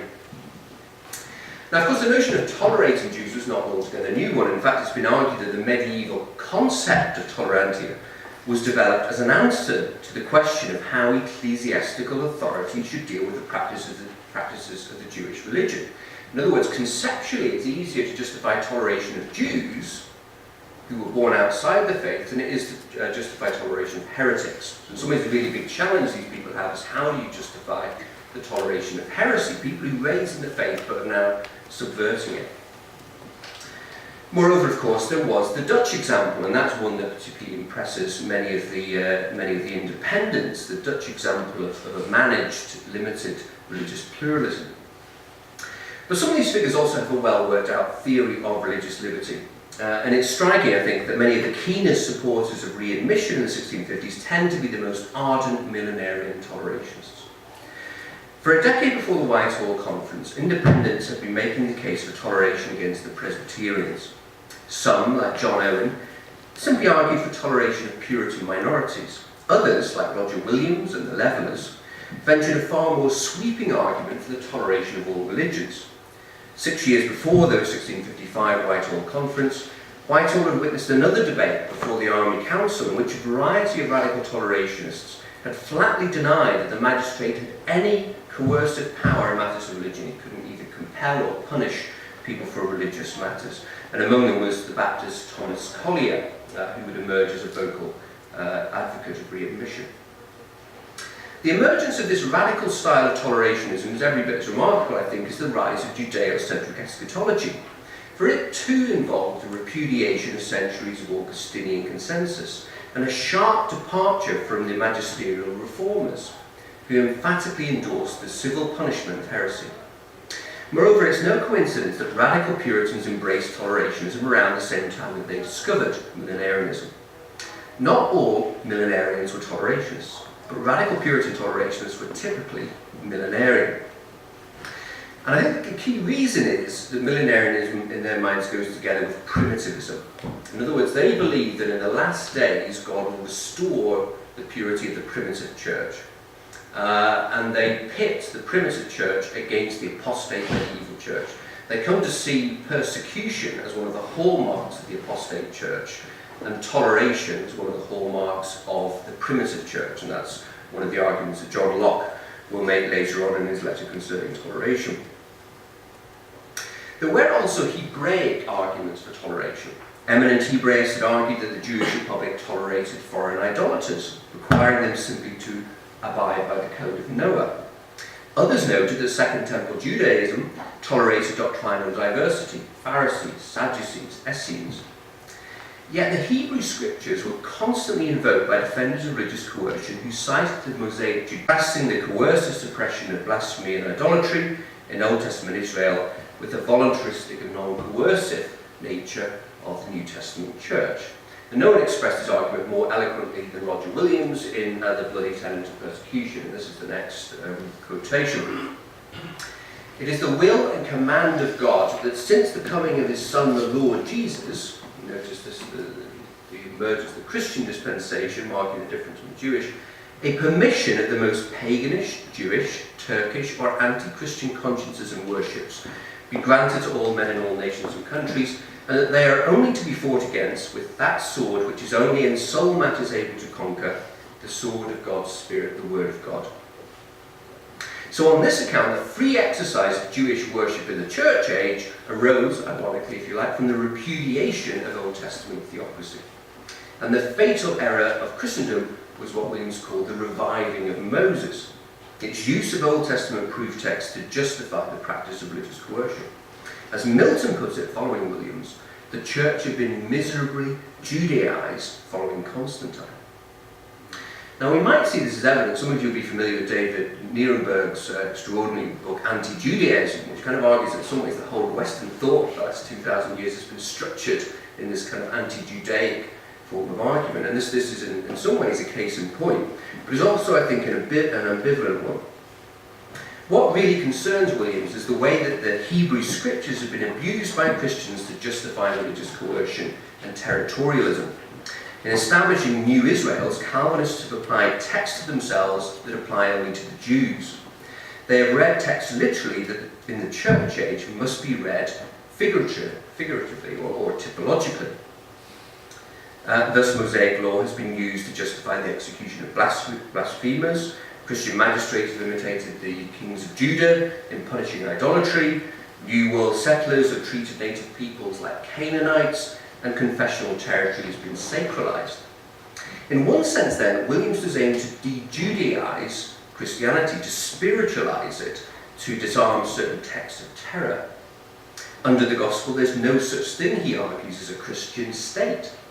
There's no such thing as Christian territory. There is no such thing as Christian coercion. Yet it's important to realise that he doesn't expunge the Judaic. It has its time and its place, and in particular it has a future, because there will be, in his view, a literal messianic kingdom centred on Jerusalem. In the meantime, however, there should be a permission of the most Jewish consciences and worships. And in a famous letter to the town of Providence in Rhode Island, and Williams is the kind of founder of the Rhode Island colony, written shortly before the Whitehall Conference, he imagines a pluralistic ship of state with Protestants and Jews and Turks on board. And he says that the captain has to decide civil order, but there should be complete freedom of worship for each of these groups. And actually in 1658 he gets some of these Brazilian Jews landing up in Newport, in Rhode Island, and the origin of the Jewish community in Rhode Island. In England, of course, the outcome of the Whitehall Conference was anticlimactic, yet by the 1650s the key doctrines of Judeo-centric Protestant millenarianism were firmly in place. And if we can have the next slide, it's my attempt anyway to summarise some of these rather extraordinary claims, extraordinary in the kind of context of the history of Christian theology, that are being made by millenarians in the 1650s. That God's covenant, or at least his promises with the Jews, have not been abrogated. The Jews remain the apple of God's eye. Gentile persecution of the Jews incurred divine wrath, and the protection of the Jews would win divine favour. So a providentialist argument is going to be very important going right through to the 18th and 19th centuries. The New Testament prophesied a mass conversion of the Jews in the latter days, but also the Hebrew scriptures prophesied the return of the Jews to Palestine and the establishment of an earthly messianic kingdom, which is to be identified with the millennium in Revelation 20. And in the meantime, Gentile Christians should prepare the way for the millennium by welcoming the Jews and giving them free and peaceful habitation among them. So that's the kind of rise of Judeo-centric eschatology, the rise of this radical version of tolerationism in the 1640s and 50s. But I want to move on to think about the future of this, because one way to think about it is that it is this short-lived spasm. It has no real long-term ramifications. Karl Marx once argued that when the bourgeois transformation of English society had been accomplished, Locke supplanted Habakkuk. I always think he's loaded the dice there, and he could have said Bolingbroke supplanted Isaiah, it wouldn't have been as convincing. Many historians, though, have drawn a similar dichotomy between the Puritan's Hebraic fervour and the secular Lockean calm of Georgian England. Indeed, for some, the watershed was earlier, the Restoration, when the merry monarch, an Anglican sobriety led to a wholesale rejection of Puritan fanaticism. Hugh Trevor Roper, who's already been mentioned once today, summarised this view in a characteristically sardonic index entry in one of his books. Some of you will be familiar with his index entry on Peterhouse. This one's on Antichrist. Antichrist, due to fall in 1639, page 248, or at least thereabouts, page 251. Perhaps 1655, page 286. Retreats from Scotland to England, page 315. Evaporates, 1660, page 293. If we follow Marx and Trevor Roper, one doesn't get to say that very often, so I'll repeat it. If we follow Marx and Trevor Roper in tracing the journey from the Puritan Revolution to modern pluralism, we would see Protestant millennialism as a short-lived episode which inadvertently prepared the way for a secular order in which the Jews were eventually accepted as equal citizens.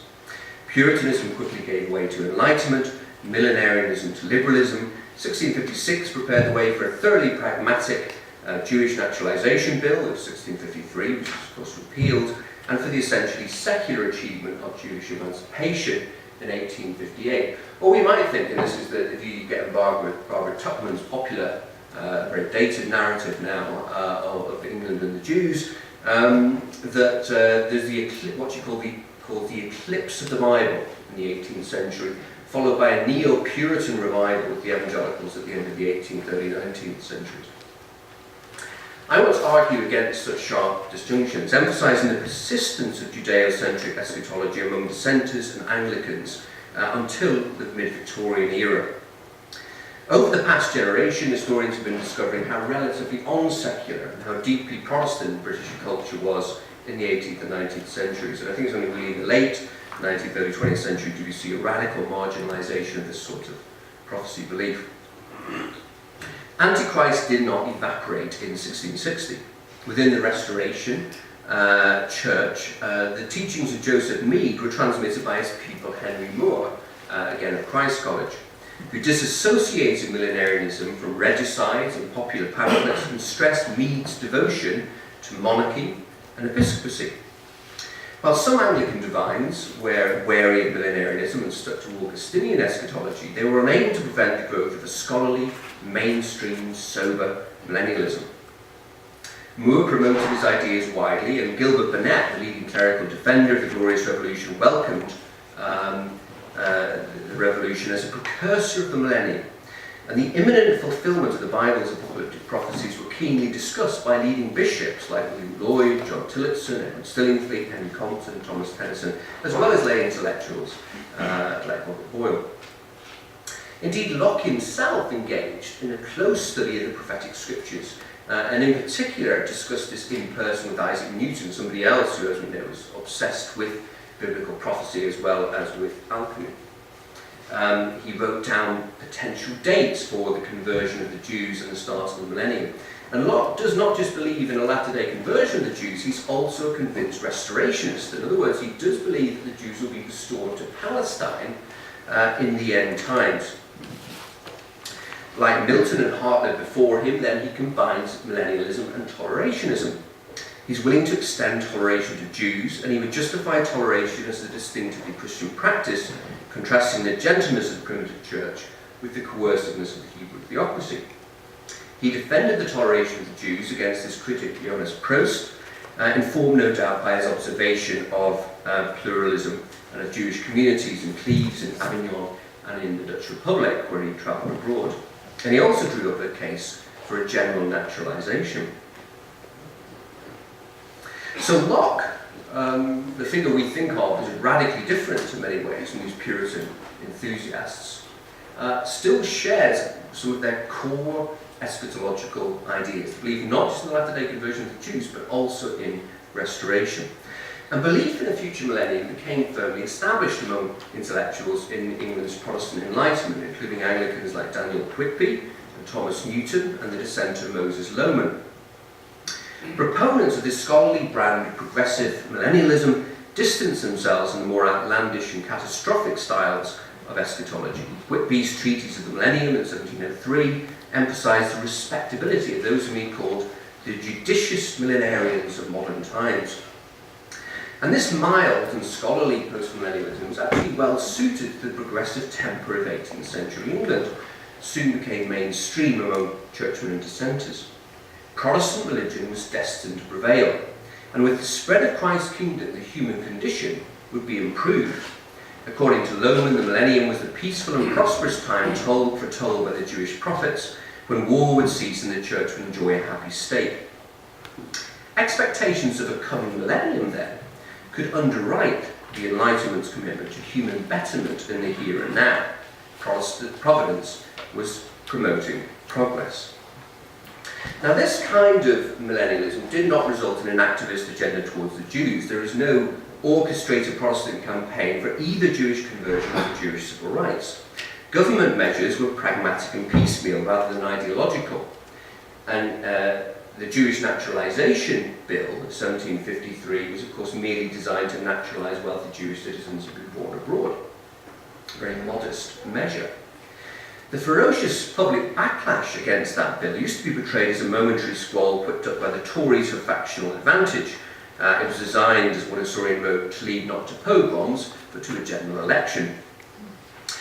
And the bill was certainly manipulated to depict Whig politicians as deistic infidels who cared little for the nation's Christian character.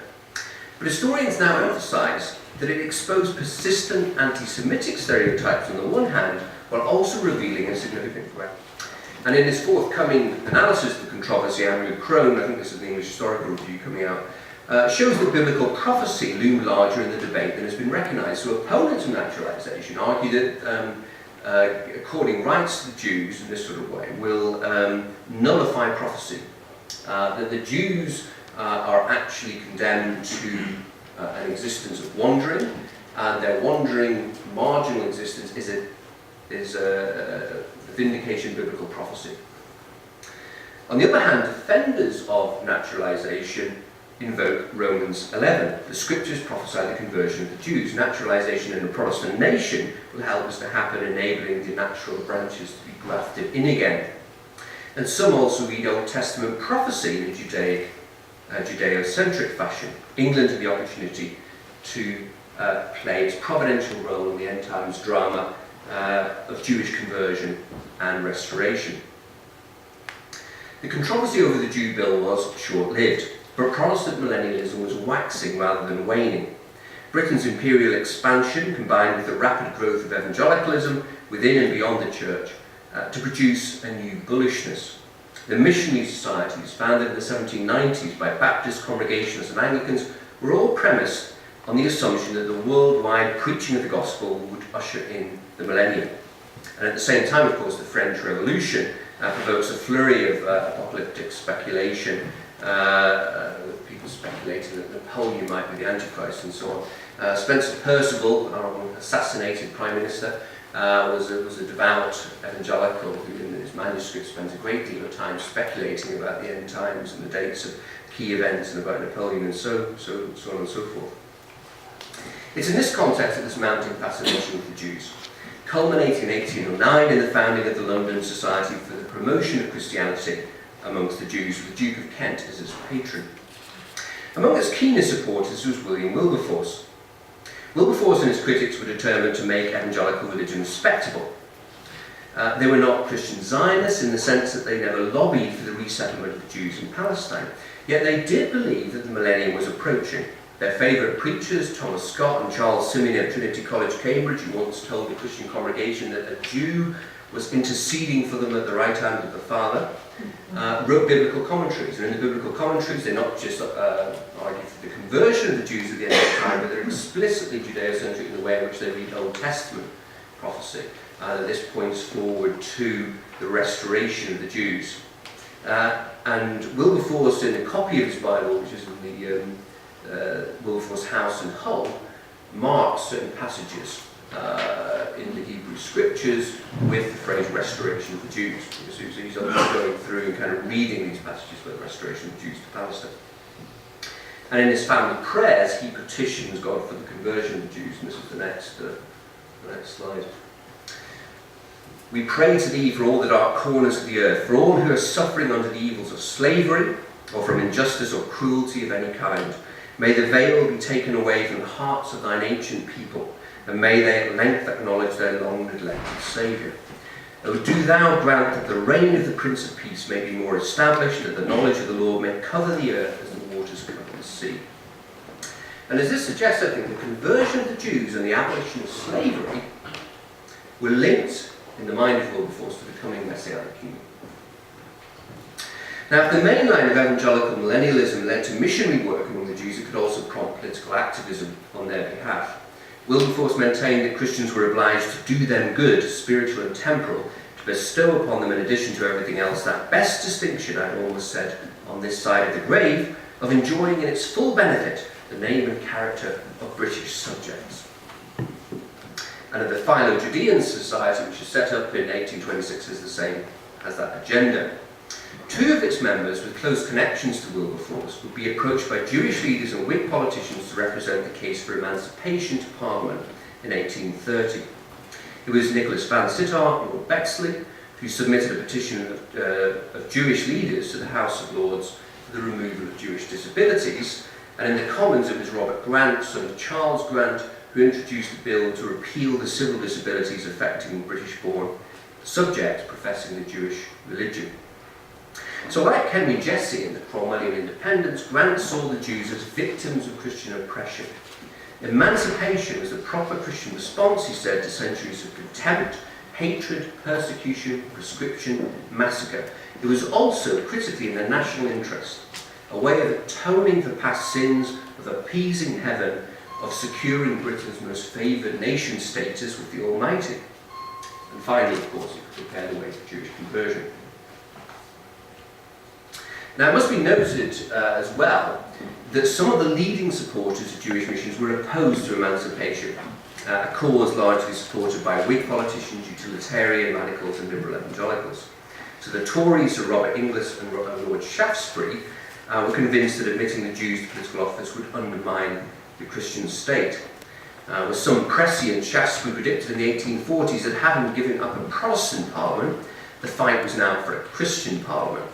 Next, they would need to defend a white parliament, and perhaps would have a final struggle for a male parliament. If Jewish emancipation was a step too far for Shaftesbury, he nevertheless saw himself as a passionate friend of the Jews. For him, the Jews were God's ancient people, the chosen people. On a visit to Berlin, he made a point of bowing ostentatiously in the street to any Jew who passed in traditional costume. We don't quite know how they respond to this. He wrote to Gladstone recommending Moses Montefiore for a peerage. For decades, he campaigned against the persecution of the Jews in Russia and was also concerned about rising anti-Semitism in Germany by the 1870s and 1880s. Above all, however, he lobbied Palmerston, his stepfather-in-law, after dinner, on the issue of Palestine. In 1840, he won the support of Palmerston for his scheme for a Jewish resettlement of Palestine. This is the next slide. And these are two quotations which I think give a rather sort of different view on the place of this sort of millenarianism in the mid-19th century. Dined with Palmerston. After dinner, left alone with him, propounded my scheme, which seems to strike his fancy. He asked questions and readily promised to consider it. How singular is the order of providence. Palmerston had already been chosen by God to be an instrument of good to his ancient people, to do homage to their inheritance, and to recognise their rights without believing their destiny. In other words, Palmerston doesn't understand the role of the Jews at the end time. He's not a prophecy believer. It seems he will yet do more. Though the motive be kind, it is not sound. He weeps not like his master over Jerusalem. I am forced to argue politically, financially, commercially. These considerations strike him. And then we have a quotation from Lady Palmerston basically complaining about how many millenarians there are in Victorian Britain. Shaftesbury himself was acutely aware that millenarian beliefs were regarded as eccentric in polite circles. He tells the story of sitting on a lunacy commission, and they discuss the case of a particular woman. And one member of the committee leans over and says, conspiratorially, do you realise that she is a subscriber to the London Jew Society? To which Shaftesbury says, do you realise that I am the president of that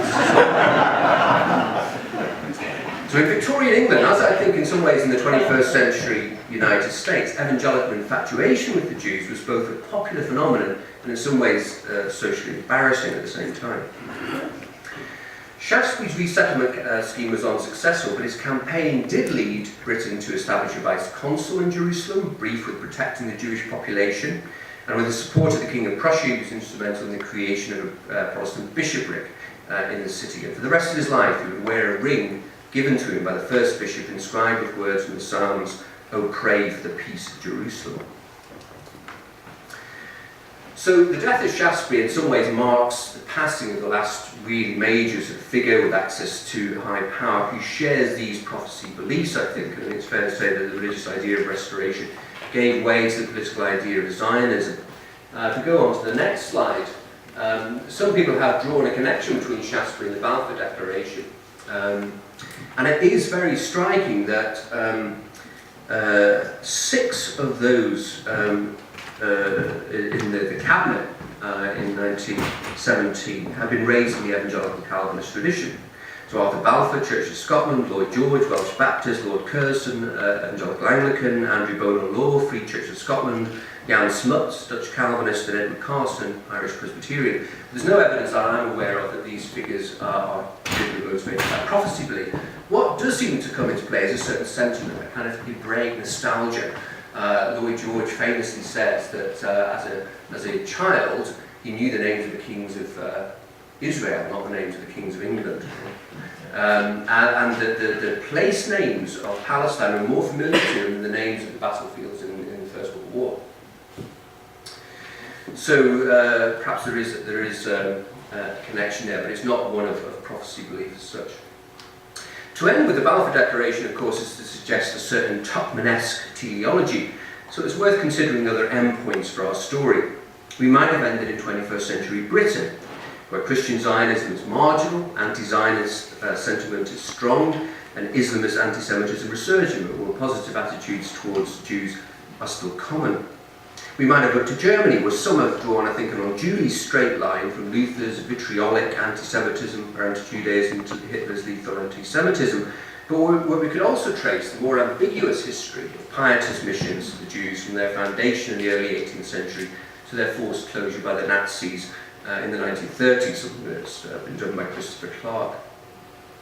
We might have offered a comparative perspective, examining a parallel revolution in Roman Catholic attitudes towards the Jews culminating in Vatican II, explored in John Connolly's recent book, From Enemy to Brother. It's very striking that in Vatican II, not only do you get this very clear assertion of religious liberty, but also in the document on other religions, you get an appeal to Romans 11 and this reference to the Jews as most dear to God, which is very reminiscent in some ways of this Protestant millenarian tradition. Or we might, of course, have looked to North America, where Protestant Judeo-centric prophecy belief continues to enjoy mass appeal, despite lacking support among Protestant intellectual elites. Its status, I think, is in some ways comparable to young earth creationism, actually disreputable by biblical scholars and theologians. But as Robert Smith argues in his recent study of the roots of Christian Zionism, the history of the movement can be traced from the Cartwright Petition of 1649 to the contemporary UN lobby Christians United for Israel. Modern Christian Zionists, he argues, are the cultural heirs of English Puritanism and English Protestant tradition of Judeo-centric prophecy interpretation. Through the agency of evangelical, charismatic and Pentecostal movements, moreover, Christian Zionism has become a global phenomenon, and it thrives in the new evangelical heartlands like Brazil, South Africa and South Korea. One can find ardently Zionist, charismatic megachurches in such unlikely settings as Sweden and the Ukraine. But it's largely because of his influence in the US that Christian Zionism of a millenarian kind has become a matter of hot dispute in recent years. American Christian Zionists face a litany of complaints from all sides, from Jews, from secularists and from fellow evangelicals. They stand accused at Deralia of promoting a Christian heresy, abandoning a New Testament hermeneutic for a Judeo-centric one, for aggressive proselytizing and critical adulation of the state of Israel, deafness to the voices of Palestinian Christians and blindness to the sufferings of Palestinians, lusting after the apocalypse, and finally making the apocalypse much more likely. A charge made by writers like Gore Vidal during the Reagan years in particular. Critics have also argued that Christian Zionists are unworthy of being called philo-Semites. While many would disagree with Daniel Goldhagen's definition of a philo-Semite as an anti-Semite in sheep's clothing, it's commonly argued that Christian Zionists love an image of the Jews rather than real Jews and seek to erase or at least subvert Jewish identity through conversion. Even a sympathetic commentator, like American neoconservative historian Gertrude Himmelfarb, admits that Jews may prefer the restrained, prosaic, matter-of-fact civic rights accorded to them by Lord Macaulay to the irrationally exuberant reverence of Lord Shaftesbury. But given the alternatives on offer, it's hardly surprising that figures like Manasseh ben Israel and Moses Montefiore welcomed offers of support from Puritans and evangelicals. The Jewish scholar Yaakov Ariel, who has written about evangelical Zionists, concludes that they are neither philo-Semites nor anti-Semites, but merely loyal to their own faith and work to promote their own cause. And yet he notes how unusual Christian Zionism is, given the bitter history of the relationship between Judaism and Christianity. In no other case, he claims, have members of one religious community consider members of another religious tradition to be God's first nation and to hold a special role in the drama of human redemption. Protestant millenarians were eagerly anticipating the 1,000-year reign of the Messiah, not centuries of modern religious pluralism. But by lobbying on behalf of the Jews and of religious liberty, they did contribute, whether inadvertently or not, to the making of a more open and tolerant society. Thank you. Thank you.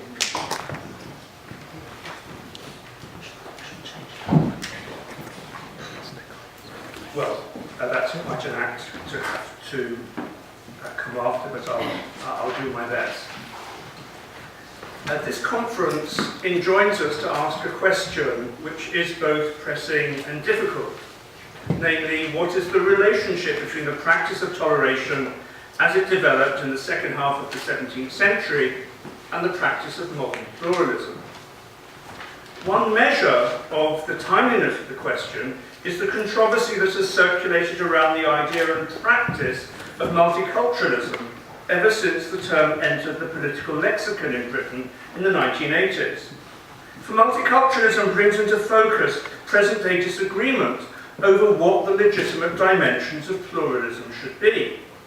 To its critics, state-sponsored multiculturalism threatens national culture by promoting values and practices that are foreign to it and in conflict with it. Further, state-sponsored multiculturalism, they say, has entrenched fragmentation and undermines social stability by promoting religious or ethnic enclaves. Further, it endangers the security of the state by incubating the ideology of our enemies. These critics include the Prime Minister. In 2007, David Cameron characterised multiculturalism as a barrier dividing British society. 4 years later, he asserted that the doctrine of state multiculturalism has led to the minimisation of Christianity, encouraged people to live apart from one another and from the mainstream, and has allowed extremism to grow and prosper.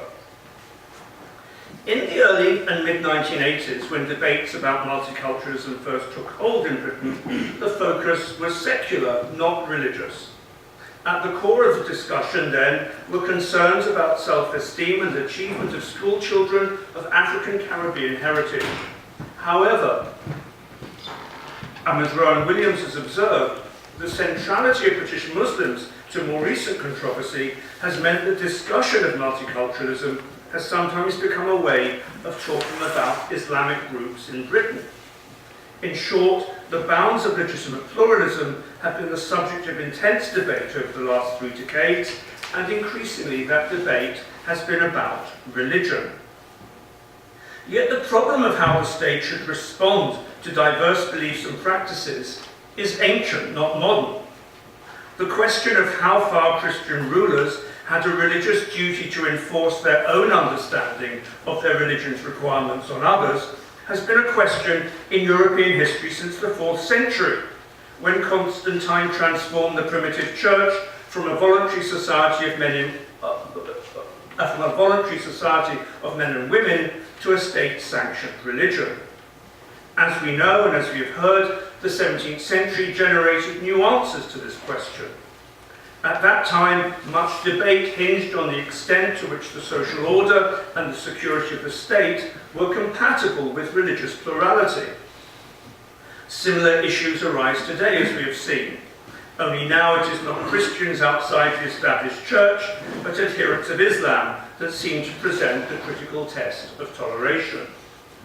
Yet despite these broad parallels, we can also note key differences. The alternative to toleration has altered greatly. For example, no politician in the UK, at least, is proposing that we declare Muslims should be excluded from the country, that they cannot be citizens, or that we ban Islamic worship. History then offers some parallels, that there has also been a marked change over centuries. Before turning to this history, I want to say something about what it is I will be talking about. Specifically, I want to draw attention to a distinction made by some political theorists between tolerance as an individual virtue or disposition and toleration as a political practice. Tolerance as a virtue or disposition is something we find or fail to find in everyday social relationships. Toleration, by contrast, concerns the exercise of power and what some of the limits of sovereign power should be. Authorities who possess means of repression and exclusion decide to stay their hand. In this talk, my focus will be on this second idea and practice, on the history and development of toleration as a political practice which depends on law and its institutional expression. Yet one recurring theme will be how the history of toleration, in this more political and reflective sense, relates to and interacts with the history of tolerance in the dispositional sense, or more pointedly, how it relates to the absence of tolerance in individuals. And this brings me to the problem that I mentioned at the outset, why this is difficult. History, as it is usually practiced, is a discipline of contexts. It is a discipline of context. Yet there is, and perhaps for this reason, there is a dearth of work in British history that aims to join up the early modern theory and practice of toleration with 19th century controversies over religious pluralism within the state, let alone present-day debate and polemic over multiculturalism.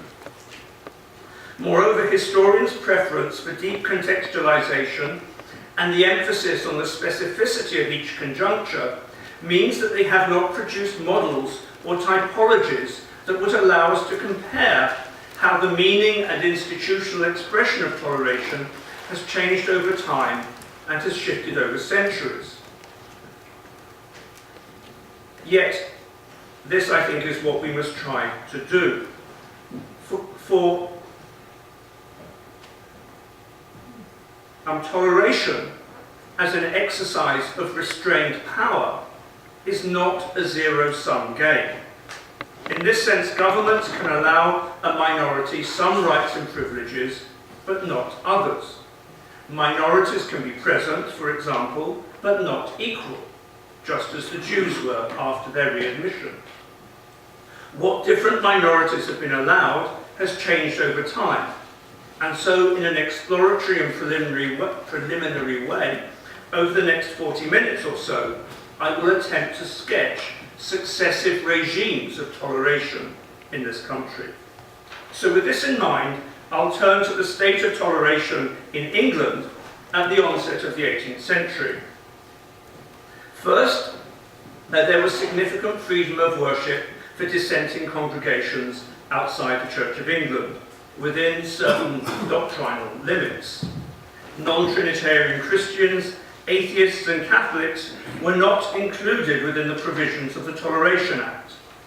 Second, as a result of the Test and Corporation Acts, public life, and in this sense citizenship, was an Anglican monopoly. At first, the toleration extended to Jews after their readmission was limited to their mere presence. However, under the dispensing powers of Charles II and James II, they were able to establish a synagogue and worship openly and publicly, not in secret, a capacity that was confirmed after the Revolution. We must understand, however, that toleration of Jews and of others did not imply indifference towards them. John Locke, for one, an advanced advocate of toleration, believed the opinions of Jews were false and absurd. He argued in favour of their toleration, not because they were to be valued, but because they presented no harm to the safety and security of the Commonwealth and of every particular man's goods and person. Protestant dissenters, too, were seen by many as objects of legitimate aversion. In 1769, the fourth volume of Blackstone's Commentaries on the Laws of England placed them alongside Roman Catholics. The tenets of Roman Catholicism, Blackstone stated, were undoubtedly calculated for the introduction of all slavery, both civil and religious. He continued, It may with justice be questioned whether the spirit, the doctrines and the practice of the sectaries are better calculated to make men good subjects. One thing is obvious to observe, that these have once within the compass of the last century effected the ruin of our church and state, which the papists have attempted indeed, but never been able to execute. To a degree, this combination of contempt and toleration provided a flexible structure.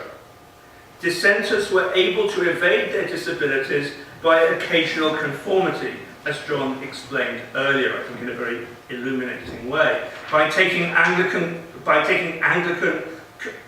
communion once a year. And from 1727, a series of almost annual indemnity acts suspended the penalties of the test laws. The impact of the Corporation Act was mitigated by a general and intentional reluctance to bring prosecutions and offer tests. In some towns, dissenters played a significant role in municipal politics. However, there were limits to flexibility. Between 1727 and 1739, 3 attempts by dissenters to secure the repeal of the test laws failed on each occasion. A renewed campaign began only 50 years later in 1787, but within 2 years it had been abandoned. And it had also been abandoned by the Prime Minister William Pitt. It failed to gain a majority in the House of Commons on 2 occasions. Revolution in France then dealt a death blow to the hopes of reformers. The revolution and its ideology of progress and enlightenment provoked a reaction. The neoconservative Anglican doctrine of throne and altar that dominated British politics for the next 3 decades was hostile to any extension of toleration and was a response to the revolution.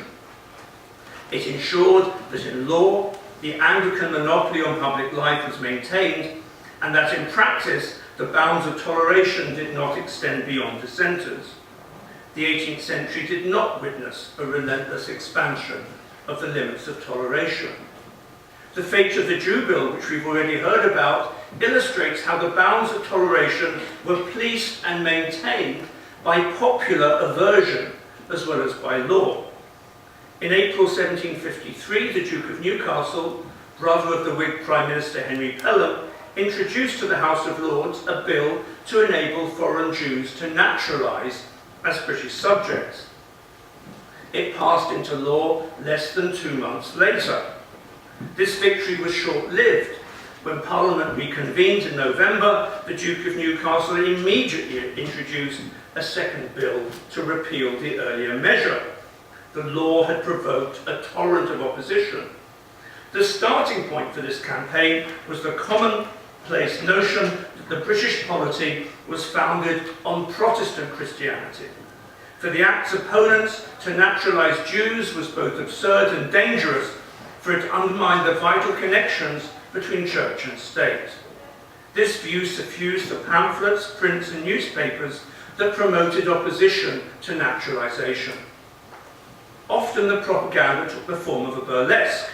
It presented a world turned upside down, in which the cherished symbols of national and religious identity would be subverted by Jews if the naturalisation bill remained law. In this propaganda, St. Paul's became a synagogue, Parliament a Sanhedrin, every diocese has its rabbi, and the country is entangled in wars against a league of Christian states. And one John Hartwell is publicly whipped outside Duke's Place Synagogue for speaking disrespectfully of the coming of the Messiah. A travesty such as this worked because it built on a shared understanding of national identity that drew strength from aversion to Jews. Yet Jews did enjoy a particular sort of toleration. Nearly a century later, when the evangelicals Sir Robert Inglis opposed the entry of Jews to Parliament, he also insisted on his commitment to toleration. He fully acknowledged that Jews should be entitled to freedom of worship. All he denied was their capacity or right to be a part of a Christian nation. So at the start of the 19th century, the British state had a semi-confessional character. In theory, Anglicans alone were entitled to sit in Parliament, and only the Church of England received financial support from Parliament. The parish church remained the only place where births, deaths and marriages could be registered officially. By the mid-1830s, all these privileges had been dismantled. The last grant of parliamentary funds to the Church of England was made in 1824. Henceforth, the Church would depend on its own efforts and resources. Acts of Parliament in 1835 and 1836, legislation for the civil registration of births, deaths and marriages. Disabilities imposed on dissenting Protestants were removed in 1828, and the following year, with the admission of Catholics, Parliament ceased to be a Protestant assembly. In 1858, with the admission of Lionel de Rothschild to the House of Commons, Parliament ceased to be an exclusively Christian assembly. Here then was a new regime of toleration.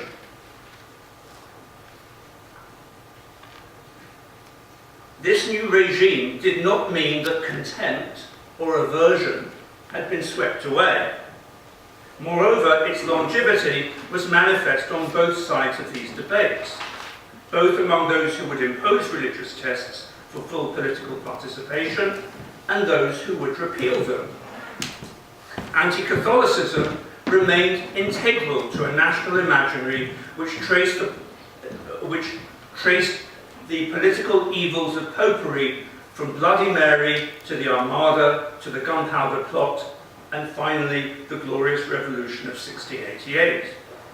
It remained a vigorous strand in political, literary and popular culture, present in a torrent of tracts, books, magazines and newspaper stories. Far from waning in the face of modernity, in the 1830s, anti-Catholicism was given fresh impetus by the combined threat carried by Catholic emancipation in 1829, the rising pace of immigration from Ireland, and the Romanish sympathies of Tractarians within the Church of England. Similarly, aversion to Jews proceeded undimmed. One of the most eloquent supporters of equality for the Jews was Thomas Babington Macaulay. He stated the case on utilitarian grounds. Every man, he said, has a right to all that may conduce to his pleasure if it does not inflict pain on anyone else. Nevertheless, Macaulay's speeches and essays on Jewish emancipation present a negative and stereotyped image of the Jews' financial power and their hidden influence over the fate of nations and empires. Moreover, he combined support for Jewish emancipation with easy disdain for real Jews. Following an anti-slavery ball held at the home of a wealthy Jewish family, he wrote to his sister Hannah, complaining of Jewesses by dozens, Jews by scores. And though he left early, he lay awake, he wrote, the sound of fiddles was in mine ears, and gaudy dresses, and black hair, and Jewish noses fluctuating up and down before mine eyes. Macaulay provides one illustration of how political toleration and aversion could proceed hand in hand. Aversion was so deeply entrenched and so much part of political discourse that at the moment of their campaign for equality, Jews too adopted a Protestant and anti-Catholic narrative of the nation. For example, in 1858, the Mortara affair, occasioned by the seizure on papal authority of a Jewish boy in Bologna who had been baptized secretly, brought together an alliance of Jews and evangelicals united in their contempt for popery. The high tide of protest was a petition assembled by the Evangelical Alliance and signed by members of Parliament, senior clerics, and more than 2,000 individuals in organisation, protesting that the proceedings of the Pope in Rome are repulsive to the instincts of humanity. Addressing events in Bologna, an editorial in the Jewish Chronicle and Hebrew Observer was uninhibited. The newspaper condemned Catholicism as a religious system which can sanction atrocities of which Sodom and Gomorrah would have blushed. Indeed, the advance of toleration proceeded alongside the new terminology and justifications of aversion provided by the language of race. So, what sort of regime of toleration was inaugurated in the 19th century? Did it, as is sometimes said, introduce a dividing line between a private sphere marked by religious diversity and the realm of public policy that would be shaped by more universal, perhaps utilitarian concerns? This, after all, is what Macaulay prescribed. Yet this formulation does not capture the developing relationship of the state to religion in the 19th century. Education policy illustrates this point. Education policy in the 19th century embraced pluralism not outside of the state, but within the state, and endowed religious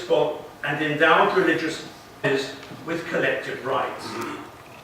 At the same time as its monopoly status was undermined in law, the Church of England was challenged by competitors for the religious allegiance of the people, as nonconformity gained adherents, and by the apparent indifference of large numbers of the working classes. Henceforth, the Anglican Church had to make its way in a society that was diverse in religious terms, and in the face of governments that felt bound to acknowledge this diversity. This was the case in the field of education above all others. Here the Church of England enjoyed a vast infusion of funds, but on condition it did not enjoy exclusive rights over them. When education grants were first disbursed by Parliament in 1833, they were distributed through two educational agencies: the National Society, established and run by Anglicans, and the Dissenters' Foreign and British Society. Grants were distributed according to the level of voluntary contribution, and this enabled the Anglican National Society to take 80% of the funds. Thus, state education policy promoted diversity in such a way that pluralism reinforced the position of the Church of England.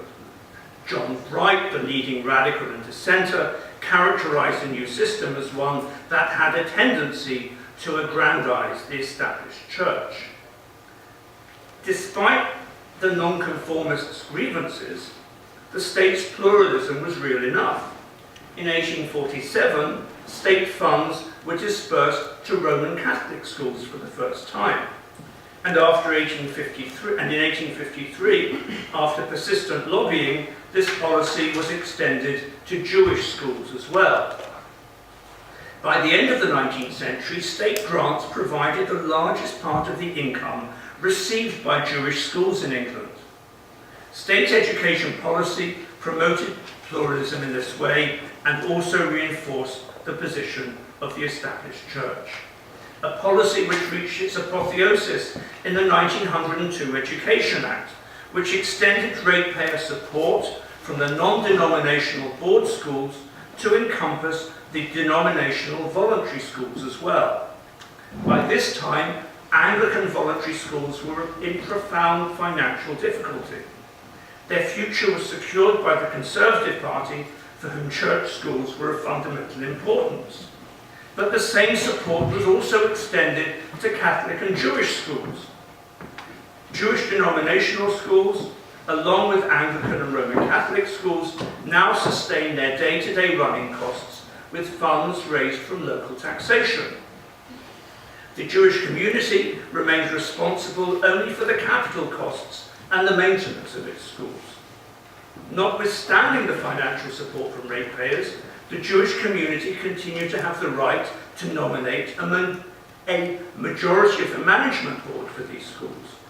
It also retained complete control over the religious curriculum taught in the schools, where several hours each week were set aside for Hebrew language training and Jewish religious instruction. Pluralism, then, was the predominant political response to religious diversity in England and shaped education policy. It created a particular regime of toleration. It went beyond the practice of toleration expressed by removal of disabilities on Catholics and Jews. Here, toleration made a sort of positive provision for the religion and customs of minorities. So far as religious minorities were concerned, this regime of toleration remained in place through most of the 20th century and was carried forward by the 1944 Education Act. However, the regime of toleration changed again as immigration and the development of the welfare state posed new questions and challenges.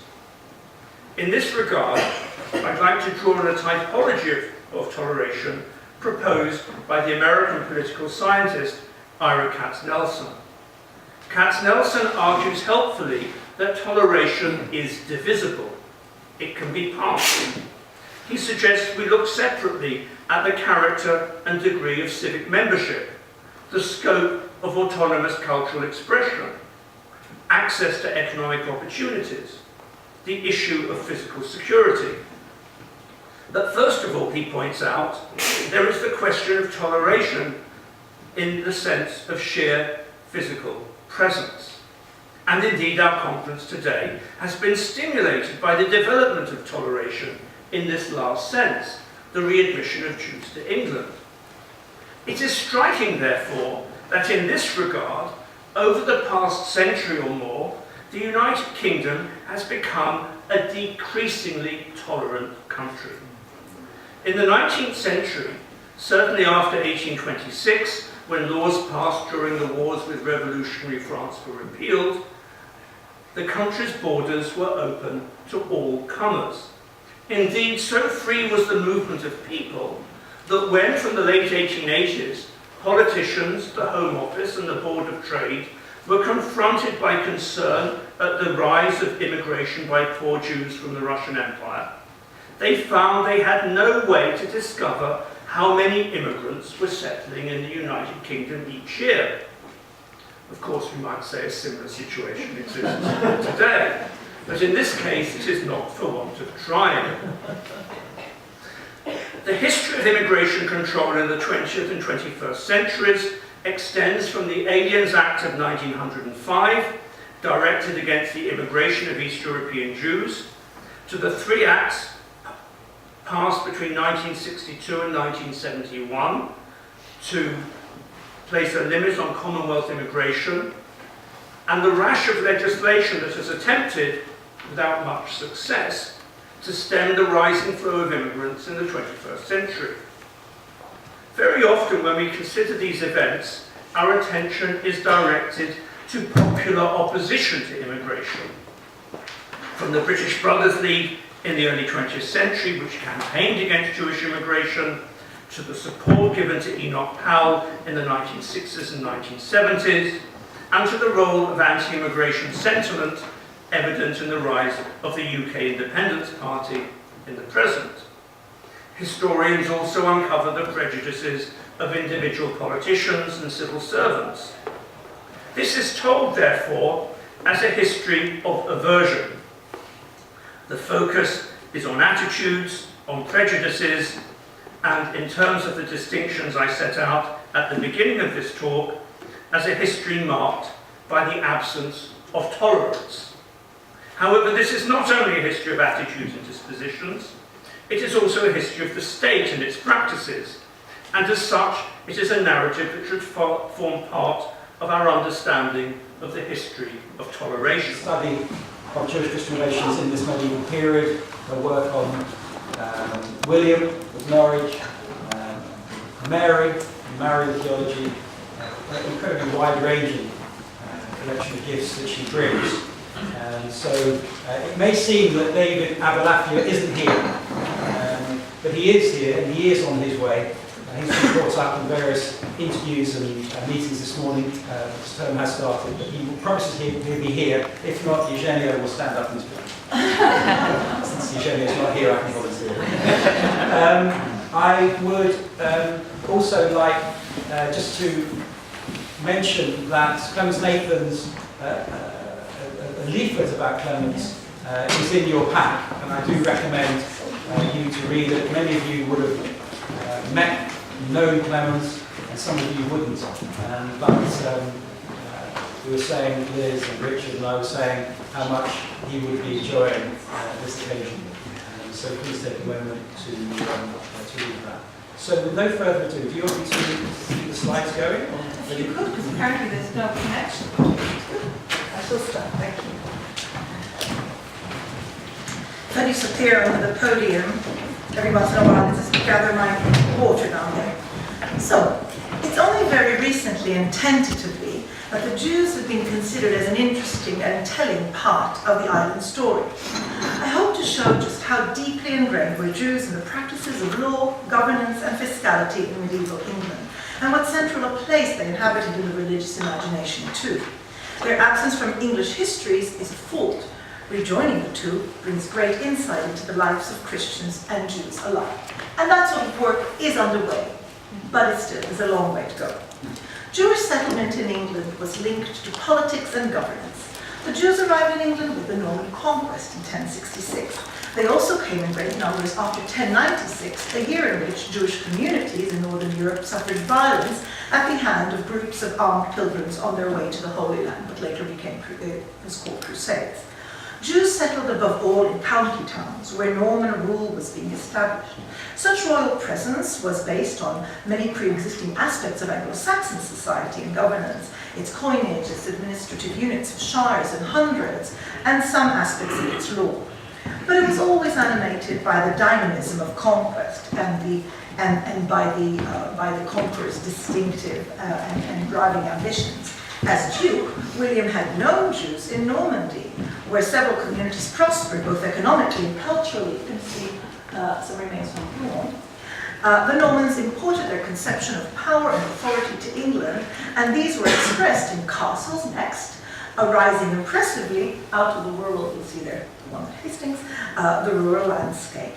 And maybe the next one as well. That's right. In England, counties were the units of administration and were managed from urban centres. After the conquest, such county towns became seats of sheriffs, the king's representatives. In Norwich, like there, 98 houses were raised in the later 11th century in order to create a building site for the castle, which is still there today, as you know, much restored but continually in use since then. The sheriff was charged with representing all royal interests. This meant running county courts, collecting fines for justice, income from royal estates, military levies. Sheriffs assembled armies and disbursed payments to charities favoured by the crown, like leper houses and monasteries. The sheriff was also in charge of the Jews. The castle was a symbol of power, but also a safe place for securing money, treasure, and royal documentation, which was growing in range and in quantity. It was also a garrison for bailiffs and sergeants, the sheriff's enforcers, as well as for people at risk. Occasionally, the Jews were given protection in cases like that in periods of some unrest. The Jews usually inhabited spaces close to the castle and adjacent to the market. Let's look at a map of Norwich for a minute, and you'll see that, I'll just point out very generally, cathedral precinct, castle, as we just saw, marketplace, and the Jews living around here. So very close to the marketplace. In fact, just like in Cambridge, because the area just across the street from St. John's College on Trinity Street was the Jewish community until they were expelled in the 1270s. So the Jews on the whole were very close to what was the French sector of the city. The Jews, like Normans, spoke French in their daily lives, and so were associated with the Norman elite by social comportment and language. Jews provided financial services associated with the kingdom's needs, that is, the conversion of plate into coin, and the transformation of coinage from many different parts of Europe into the solid, distinctive Royal English coin. Moneylending came only later. The highly documented lives of England's Jews allows us to create a reliable picture of work, profit and engagement with Christian institutions and individuals. The decades after the conquest saw Jews settled in cities, above all, working very closely with sheriffs and other business people and officials of the cities. These all-important royal officials were expected to protect, tax and consult Jewish representatives, just as they oversaw all of the crown's interests. As servants, and the word is very loaded here, it's servi, which means both serfs and servants, and actually also slaves, that's the real meaning of the crown, and this is a very important concept. It's a theological concept as well as a legal concept, and the other Abulafia, Anna Abulafia, has actually written very importantly in her very recent book about the status of service that defined how, the framework for Jewish settlement in so many parts of Europe. And because they were in this situation of being serfi, any fault on their behalf could lead to forfeiture of their goods to their master, the crown. As mentioned, at the beginning of our period, Jews were employed as money changers and were involved in the active work of royal mints in major cities. But by the 12th century, they were moneylenders too. Their clients ranged from abbots in the most prestigious religious houses like St. Albans, Bury St. Edmunds, to manorial landlords of knightly status, and on to the English population. A comment in passing in The Life and Passion of William of Norwich, which was written in mid-12th century, and we'll return to it later in this paper, refers to the furs and mantles which Jews habitually had in their homes as in pawn as security for loans. So that's by the mid-12th century, this is already a reality. The vast projects of monastic and episcopal building which followed the conquest could not have been realized without the availability of credit, and until the mid or later 12th centuries, the Jews were the sole sources of such finance. The kingdom and its capacities, as these developed under the Anglo-Norman kings and their Angevin heirs, were based on administration, law, and the written word in ways which Michael Clancy a few decades ago so memorably made us realize. The Jews were great writers and keepers of documents too. Sheriff prepared reports which became pipe rolls. Keep that there. Which literally were sort of rolled up and kept, and these are all available now, of course, in print. And these were inspected twice a year at the Exchequer in Westminster. And the Jews appear in them frequently, and as a matter of course, the Jews are central to the business of sheriffs in this time.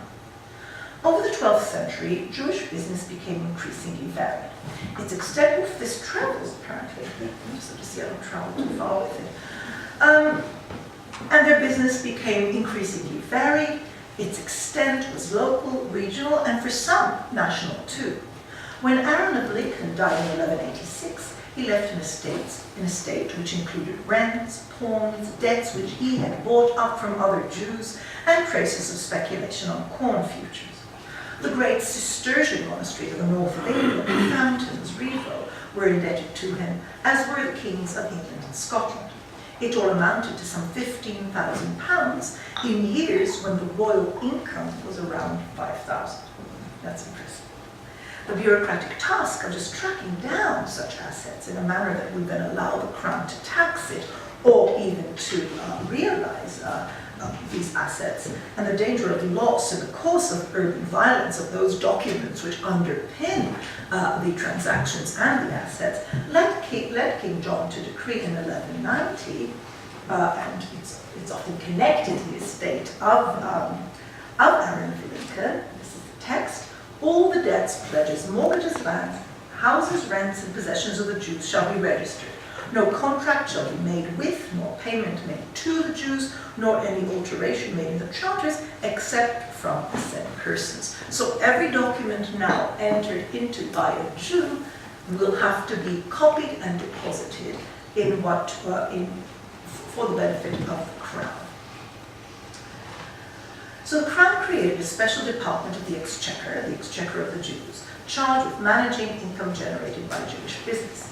The Exchequer of the Jews held copies, as I said, of every transaction made by the Jews of England, and this included lending money to barons, abbots, and knights, as we said, and these were kept in chests in archive. Archive, that's very close to archive, right? Stored in each county town and reported to the Exchequer too. These are the rich sources which allow historians of the Jews of England quite, better than anywhere else in Europe, to hope to explore finance, work and travel in ways really unrivaled, for periods or for peoples elsewhere in the Middle Ages. Kept in the National Archives, their vastness has only been touched by historians so far. Really great historians like Bob Stacey and Sfira Okeach and Robin Mandel, who recently passed away, and Hannah Mayer. There are research projects plenty hidden away in them, so do spread the news. The rich documentation available from the Exchequer of the Jews meant that at any point the king knew just how much the Jews were worth, or might be worth if the debts were called in. And in a period before direct taxation, when kings were supported by the income from their estates, from levies customarily offered by the nobility, well, offered is probably a bit euphemistic, but extracted from the nobility, and from the administration of justice, this made a vast difference to royal finances, because the availability of such finance in the hands of the kings, particularly in the 12th century, allowed them to build castles, to endow religious houses, to fight wars, France, Ireland, Scotland, and reward their supporters. It gave them freedom to act, and some independence from their nobles too. It thus made them strong. Even in the 13th century, when they turned to alternative Christian financiers, French, Italian, Savoyard, they never again had the degree of control that they had over Jewish financial income.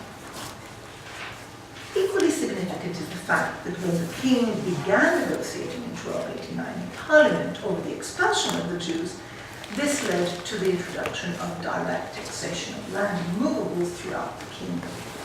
If the barons in the church wanted the Jews out, well, they would have to reach into their own pockets and compensate the crown for its loss. I shall return to this, of course, towards the end.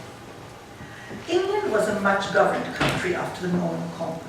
The presence of royal administration was not felt equally in all parts, but the cities were hubs of commercial activity under the sheriff's eye.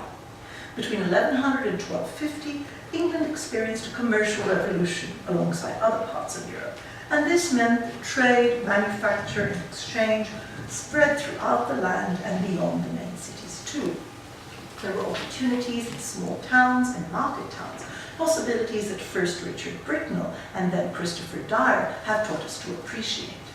A set of interlocking processes were at work, and these affected the viability and the value to the crown of Jewish life in England. So these are the processes, and they somewhat intersect and they're somewhat complex, and bear with me. So with the embedding of commerce and trade more widely in space and deeply in terms of social location, just much more commercialization of the economy, opportunities for economically expert and active agents like Jews opened up. So that's a good bit, and that's what takes us well into the 12th century, But, too, just as such developments occurred, their unique services, that is, the Jews' unique services, which had made them so necessary in the 11th century, became more widely available generally within a society. So, 3. And so the processes of legal marginalization of the Jews, which were promoted on the whole of the church, pushed them into less and less profitable sectors, which in turn made them less financially useful to the crown, because that produced far less profit and far less wealth for the Jews, and in turn allowed the crown more easily to heed the calls now being made by ecclesiastical leaders for separation, surveillance, and heightened pressure towards conversion of the Jews. So I hope those three work together over the 12th and 13th centuries now for you. There was no Jewish ghetto in the cities of England, and Jews lived amongst Christians, though they tended to be close to the marketplace, like in Cambridge, as I said, as other townspeople who were engaged in trade and finance were. And so in London in the 1260s, a schola Judaeorum, a yeshiva, abutted on the Church of the Penitential Friars. This ultimately had to be suppressed since the continuum ululatum, which is something like a continuous caterwauling, as Stacey suggests in translation, I more politely call it continuous ululation, disrupted the friars' worship. So this possibility of cheat by jowl, I think, is important to appreciate, because it wasn't there in other periods in other places. Nor were the styles of architecture easy to tell apart. Scholars are still divided as to whether, next slide please, the Jews' house in Lincoln, the famous Jews' house, a fine 12th century stone residence, was in fact of Jews or of another rich individual who needed a safe and well-protected house. In the 13th century also, with more aggressive confiscation of Jewish property by the crown, synagogues were easily turned into churches, giving us, say, St. Mary Jewry in the city of London. Robin Mandel's excellent work shows Jews to have spread during this period, that is from the early 13th century, into ever smaller and economically more marginal communities. From the Arca cities with sheriffs and strong royal presence and castle, where all the documents were centralized, where they were meant really to be living, to relatively less protected communities, which were further afield, but as yet, let's say, uncolonized from the economic point of view. So from Cambridge to Royston, from Hereford to Abergavenny and on to Carlion, from Canterbury to Ostrich. The evidence of fines imposed for such settlement on occasion allow us to trace these movements. This century also saw the entrenchment of royal justice through predictable, itinerant circuits, and their records occasionally offer us a glimpse into the interaction between Jews and Christians within the economy in marginal situations and sometimes dangerous ones. I remember first reading about this case from Norfolk in 1285, where jurors were required, next text please, required the arrest of a bunch of people, Abraham of Warwick, Petty Tuck, Isaac the chaplain of the Jews, and other Jews and Christians for having broken into churches in Newton and Swinethorpe. These are just very near villages, very near Norwich. And the entry says that at night they stole chalices, vestments, books, and other ecclesiastical ornaments, and violently broke a pyx. Do you want to show us a pyx? Next one. A pyx.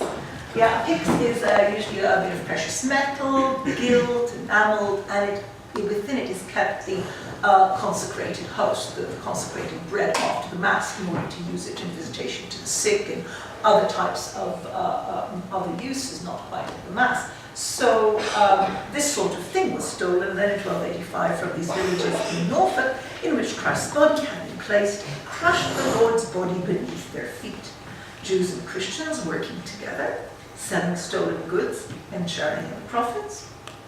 Here we must pause for a moment, since historians of the Jews have traditionally assumed that Jewish life usually took place in communities large enough to maintain all that Jewish life required, and ultimately to form a minyan, a school, a community for safety and adequate ritual practice, a learned rabbi, a social environment adequate for the choice of marriage partners. This has always been the picture, to the extent that projects of Jewish history, really until quite recently, did not even try to go into the countryside or seek Jews or believe in communities of Jews or traces of Jews in more rural situations. This is true also for research on France, as sort of explaining away a sort of blind spot because of the expectations that Jews would do anything in order to live in sort of halachically, as it were, perfect communities. But as any reader of Isaac Bashevis Singer wonderful display will remember, and as the variety of custom amongst Jews across the world shows, Jews adapted to new environments and sometimes went without. The history of rural Jewry in medieval Europe is yet to be studied and imagined, a challenge to us all. Of course, for later periods, we are very well informed. Jews provided essential credit then in a rural society to substantial peasants, to clergymen, and to lords of manors who depended on seasonal realization of their profits. So these aren't very great loans, but these are loans that are absolutely crucial because of the seasonal rhythm of the arrival of income out of agricultural product. This meant that interactions with debtors was close and often acrimonious in rural areas and among the lower knightly class. Material in Herefordshire offers a glimpse into one such group of debtors. So in Herefordshire, we see that some debtors, and they come and they pay the debt in sacks of wool, others in bushels of corn. Some debtors were joined companies, like a tailor and a clerk together, who borrowed together in North Herefordshire in the 1270s. As Jews turned to local money lending, new social tensions followed. Like their Christian neighbors, work and family life were closely aligned for Jews. Hannah Mayer's pioneering Cambridge PhD dissertation examined women's work and showed Jewish women to have been actually the leaders in money lending in the 13th century within their families, while the men undertook tasks involving travel and interaction beyond the local community, negotiation with authorities, and so on. Households also saw contact between Jewish women and children and their Christian servants, usually women, around the delicate and intimate tasks of obviously women when it comes to breastfeeding and cooking, but also just tending to the house and tending to domestic properties. These findings join those of William Jordan for 13th century France in offering a basis for reflection on what it must have been like, these experiences and the emotions also generated by the tense context of subsistence lending in communities with women at the front lines on either side of the exchange. Jews were for the most part well protected by royal officials, though the catastrophe of York in 1190 reminds us of the limits of royal justice and the mayhem which even a single reign, that of Richard I, could create in the delicate web of interest and profit which characterized the relationship between Jews and the crown. Although they were allowed to manage their affairs as individuals and communities according to Jewish law, Jews sometimes nonetheless chose to rely on, to trust, to use royal justice for their own purposes, with its effective executive powers. That is, not only when they're interacting with the Christians, so they absolutely must, but actually out of choice, even between themselves. A great example appears in a fine roll through a writ that is entered there, that is copied there, that is a set of instructions which were sent by King Henry III in January 1252. Oh, you got it, say that. Wow. I knew you were clever at it, but this is too much. We're talking about prophecy, weren't we? King Henry III's writ to the Sheriff of Hampshire. Order to the Sheriff of Hampshire to inquire by oath of 12 of the more law-worthy Jews of Winchester, that is, to impanel a jury of Jews, right? By their roll, whether Cressus of Stamford, a Jew, Cressus, I'd love to think what his Hebrew name was. Would that be Gedalia? Would that be all sorts of possibilities? Violently seized and took away the apple of Eve, in Latin, pomum evae, from the synagogue of the Jews in the same city, Winchester, big important city, to the shame and opprobrium of the Jewish community. If, by that inquisition, he shall be found guilty of that deed, then they are to distrain Cressus immediately for his rents, houses, chattels, to give 1 mark of gold. 1 mark of gold is a lot, is 2/3 of a pound of gold, right? To the king for that trespass, which is as above by the king. So this is very interesting. So let's sort of get into this. So this is a writ. This is a very, very normal instrument which is introduced in the late 12th century when people want the king's officials to act quickly and they have some sort of basic case to make. And then a writ goes out to the appropriate person in the county, wherever they are, act on my behalf, and of course in return, some sort of forfeiture or confiscation or fine is paid, and that goes to the royal coffers, and that's how the system works. And that's how royal justice produces income. So what we have here, so the Jews of Winchester have asked the king to direct the sheriff to impanel a jury of Jews. So that do what Christians normally do, only because it's a Jewish business, it's a Jewish fair, impanel some Jews. Because those Jews have, and they will give evidence about something they had recently suffered, because this guy, Cressus of Stamford was a really, really, really big community in South Lincolnshire at the time, had stolen, and I saw that Trish Kessler was wondering, what is this apple of Eve? You may well ask. And then distrain, and then confiscate and pay the fine. Now, this document puzzled my colleague David Carpenter, professor of English history, the greatest living expert on Henry III, and the person under whose auspices a digital edition at the National Archives of all these finds of Henry III's reign are being digitized. So he reads every one of these finds after all the research assistants have prepared them, and he goes over them in order to sort of infuse it with his own really considerable expertise. And he did not know what apple of Eve was. So when in doubt, anything to do with the Jews, turn to me. So I do my best. I said, what is apple of Eve? Now, pomum evae I have come across rimonim, that is pomegranates, described as apples of sorts. So I thought maybe these are, the next image please, maybe this is a rimon, because that would be quite valuable, because it's made of precious metal, etc., etc. Maybe he stole a rimon, which would be quite a worthwhile thing to steal. But since I wasn't sure, I went to my sources and consulted a really quite brilliant scholar called Eviatar Marienberg, and he says that, you know, both in Midrashim, apple of Eve is actually a etrog. And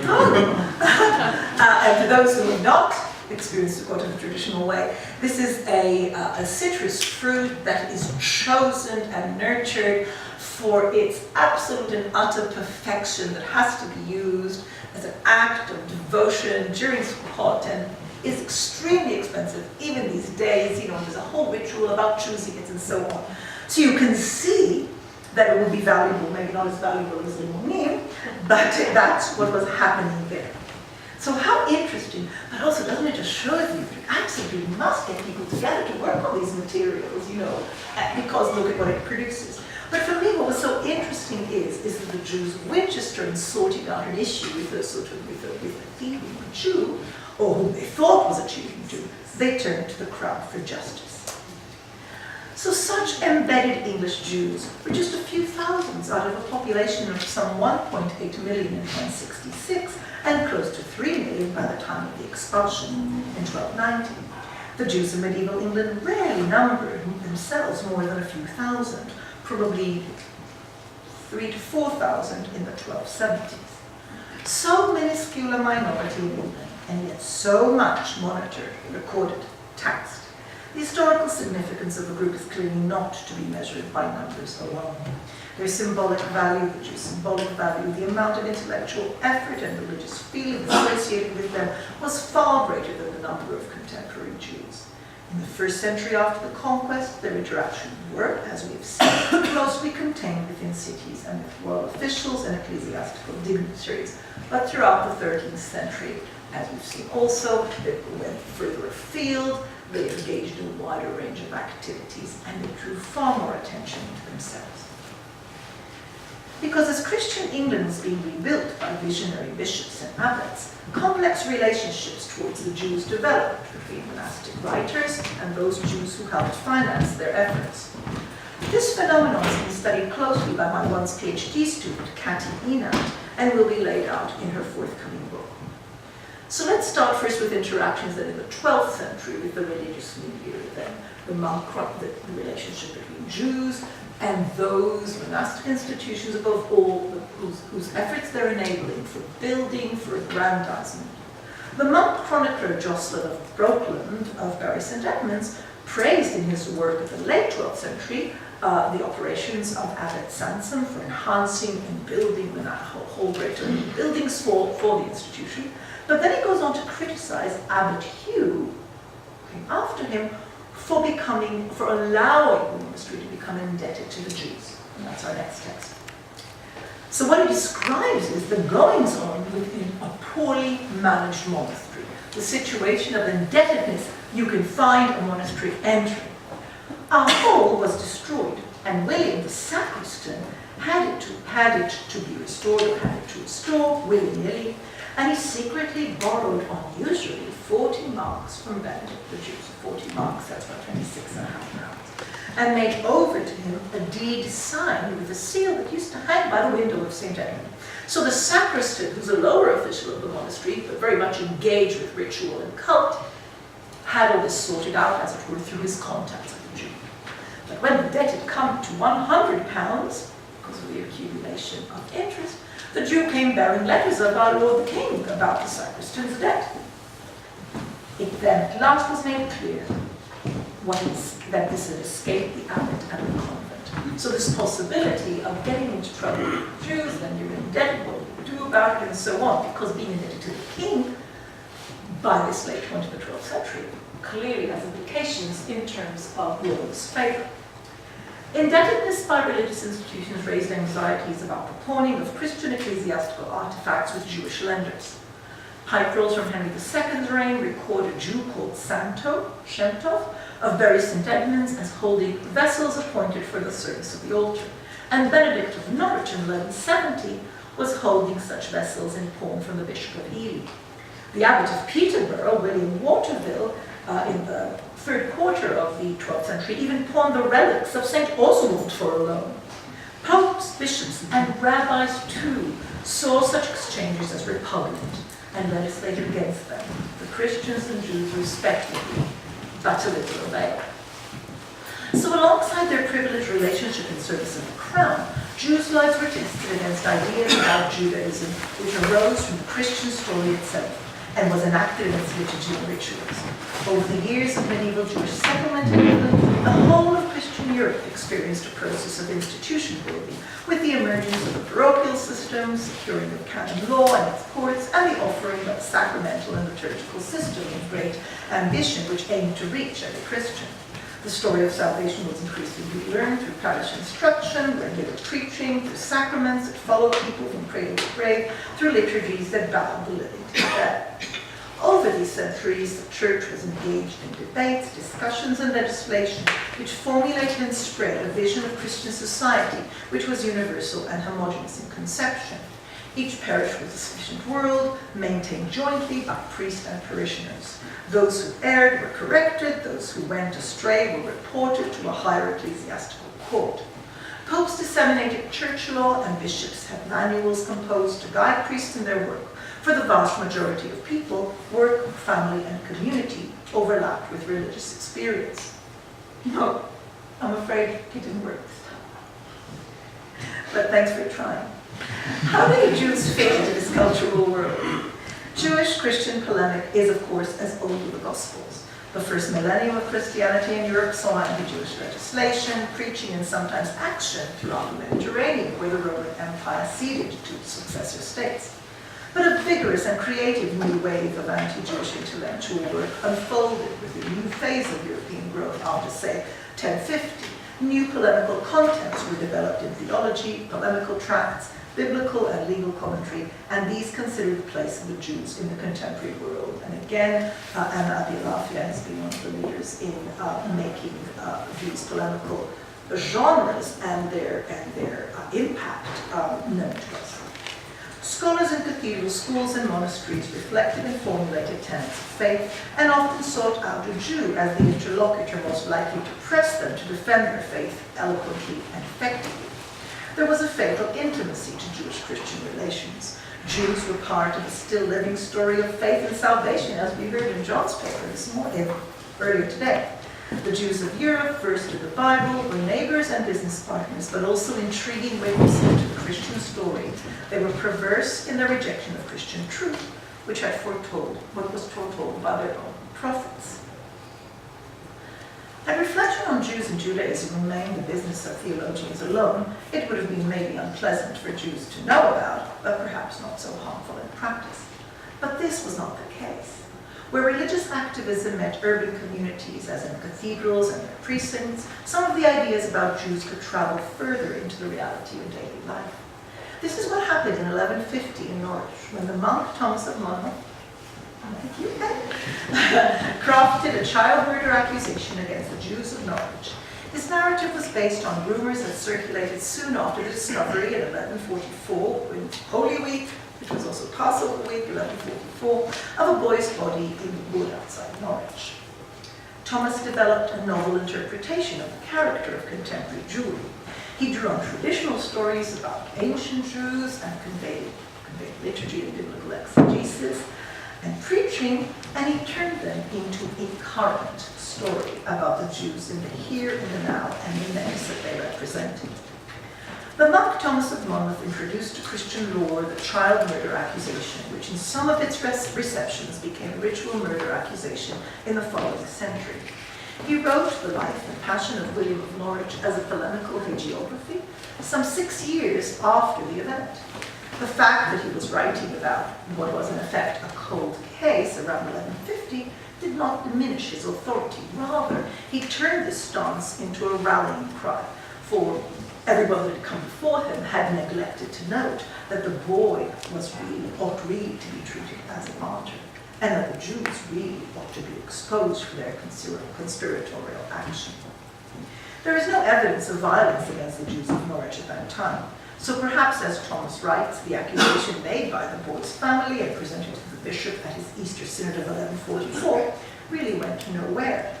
The Jews were perhaps protected by the local sheriff. This often was the case. It was his job, as we saw. But Thomas was able to claim rumors of miracles around the boy's body and against the resistance of some of his fellow monks in Norwich to build up a saint's cup, local, tentative, but nonetheless, which attracted pilgrims seeking cures from Norfolk and Suffolk and sometimes further afield. Next one. To show us where the body was supposed to be found in the forecourt. Any monastic library in the 12th century contained the homilies of Bede and Alfred, Anglo-Saxon, very important Anglo-Saxon writers, who imagined Jews as carnal deniers of Christian truth, even at the time before the Norman conquest, when there were really no Jews to mention in England. But more recently, anti-Jewish feelings have been expressed by the first bishop of Norwich, Herbert Lozinga, the founding bishop of the See in the 1090s. His writings include extravagant Marian devotion, sometimes aligned with denunciations of the Jews. To these, Thomas of Monmouth added a new allegation, current and contemporary, that Jews habitually and annually delegated the task of killing a Christian child to one community in Europe, and that that country had to choose the community to execute the deed, as they did in 1144, Jews in Norwich. That's just a glimpse of this manuscript. It's a sole manuscript in which it's in the Cambridge University Library, which the text is contained, and you'll see that I was very lucky because in having to work on it, it's a beautiful hand and very easy to read and very well laid out. And because this text is such extraordinary, it's the first we know of its kind. It's enormously graphic, and it traveled through some very, very interesting trails of dissemination. I thought I'd share some of the text with you, so we'll move on to the book. So after setting the scene about the boy's birth, childhood, his work in the city of Norwich, he goes on to what is really the core, and what is totally new, is this imagining of the kingdom of the child. After a sort of rather complex story which explains how the boy ends up in a Jewish house through subterfuge, then the Jews received the boy kindly, like an innocent lamb led to the slaughter, and he was ignorant of what business was being prepared for him, and he was kept until the morrow. Goes without saying, you'll notice all the sort of biblical reverberations. And so following daybreak, which was their Pascha that year, Passover, after the appropriate chants of the day were finished in the synagogue, the leaders of the Jews met in the house of the aforementioned Jew, and while the boy William was eating, fearing no treachery, they suddenly seized him and humiliated him in various wretched ways. For some of them held him from behind, others inserted into his open mouth a torture instrument known in English as a teasel, and fixed it with straps either side of his jaws to the back of his neck, where they made a very tight knot. Next one, please.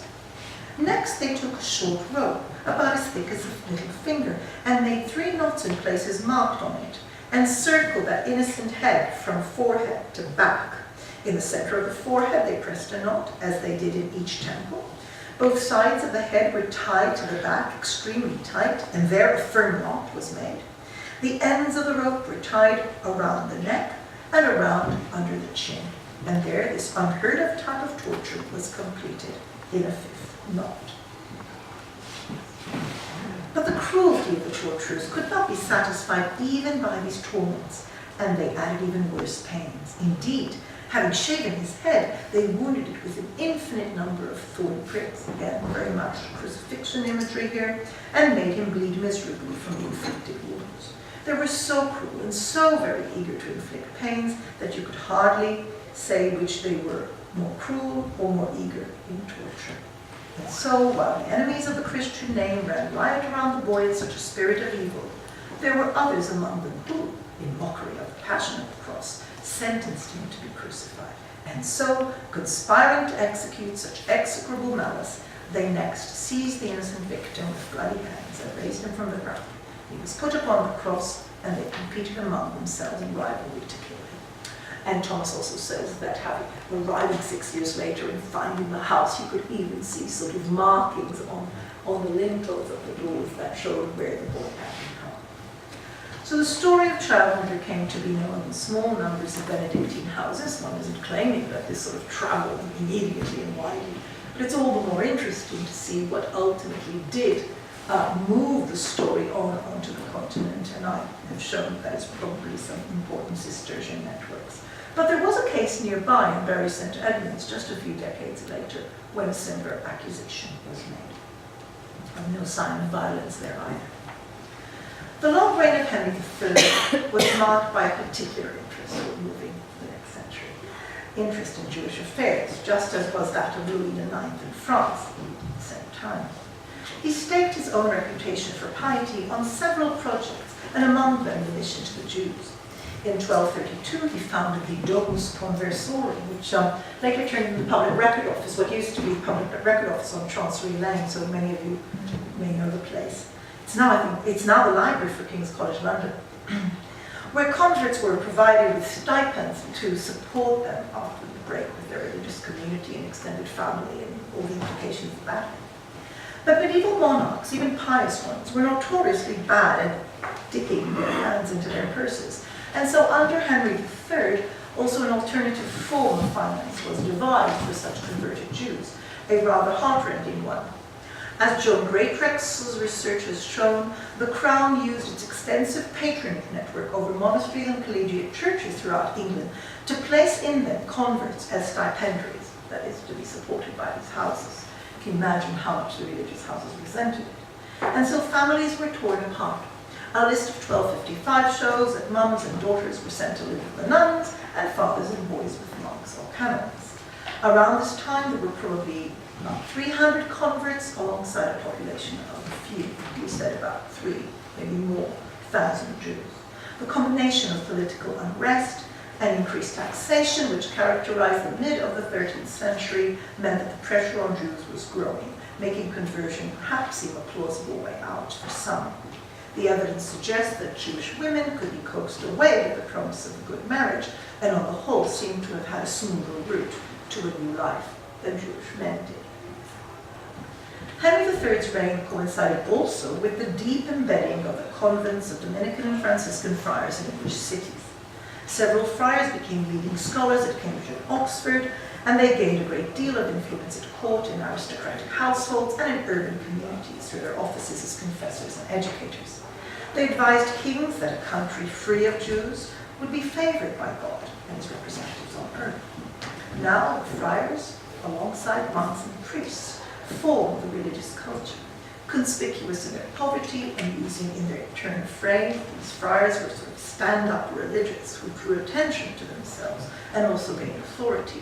While later in the 14th and 15th century, there were those who would detract them and mock them for lacking dignity in their style of vernacular preaching.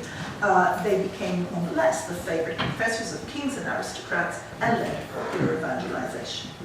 It is striking that 100 years after the case of Norwich, or just a little over 100 years after the case of Norwich, when the same accusation was made, even in the absence of the corpus delicti, that is, in the absence of actual body of a child, when it was made in Lincoln in 1255, how different was indeed the outcome. A great deal had changed, not only in the relationship of the Crown to the Jews, but also in the whole array of religious sensibilities in the public domain. And here again, Henry III is involved, as David Carpenter, the aforementioned, has written 2 very interesting articles about the royal itinerary and how the case of Lincoln really fits in to his itinerary as he was returning from his battles in Scotland and spent time and sort of endorsed the accusation in Lincoln. And there's also the involvement of preacher, there is involvement of the urban community, much more to the fore. So it's almost a test through comparison. What happened in Norwich, what happened in Lincoln, 111 years apart in terms of exactly the processes we've been talking about. There were arrests and confiscation. A Jew was then condemned to death on the spot, and others were taken to the Tower of London.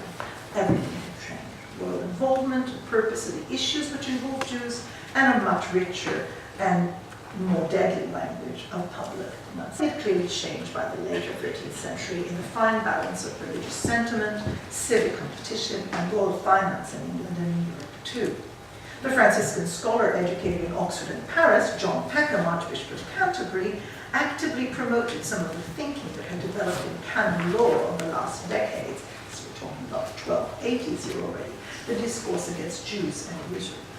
Ambitious kings like Edward I and like Philip IV in France, in different ways across the water, realized the power of the church to generate predictable taxes throughout their realms.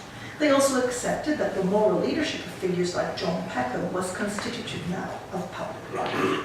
The niche of royal service and thus of public utility inhabited by the Jews in the first 200 years, as we've seen, of their life in England was no longer so evident. They were associated more readily with danger and ill intent, and the fruit of their labors was vilified, even as it was placed in the hands of other groups. A much broader tax base and a Jew-free kingdom followed the expulsion of 1290. The Jews left England in the summer of 1290, but memories of them persisted. As Anthony Bale has shown so well, Jews remained part of devotional life, Christian devotional life, embedded as they were in thinking about the crucifixion and also in Marian piety. They form part of a world of miracle and affect, and of course, something remained in the converts left behind. But that perhaps is for another day. Thank you.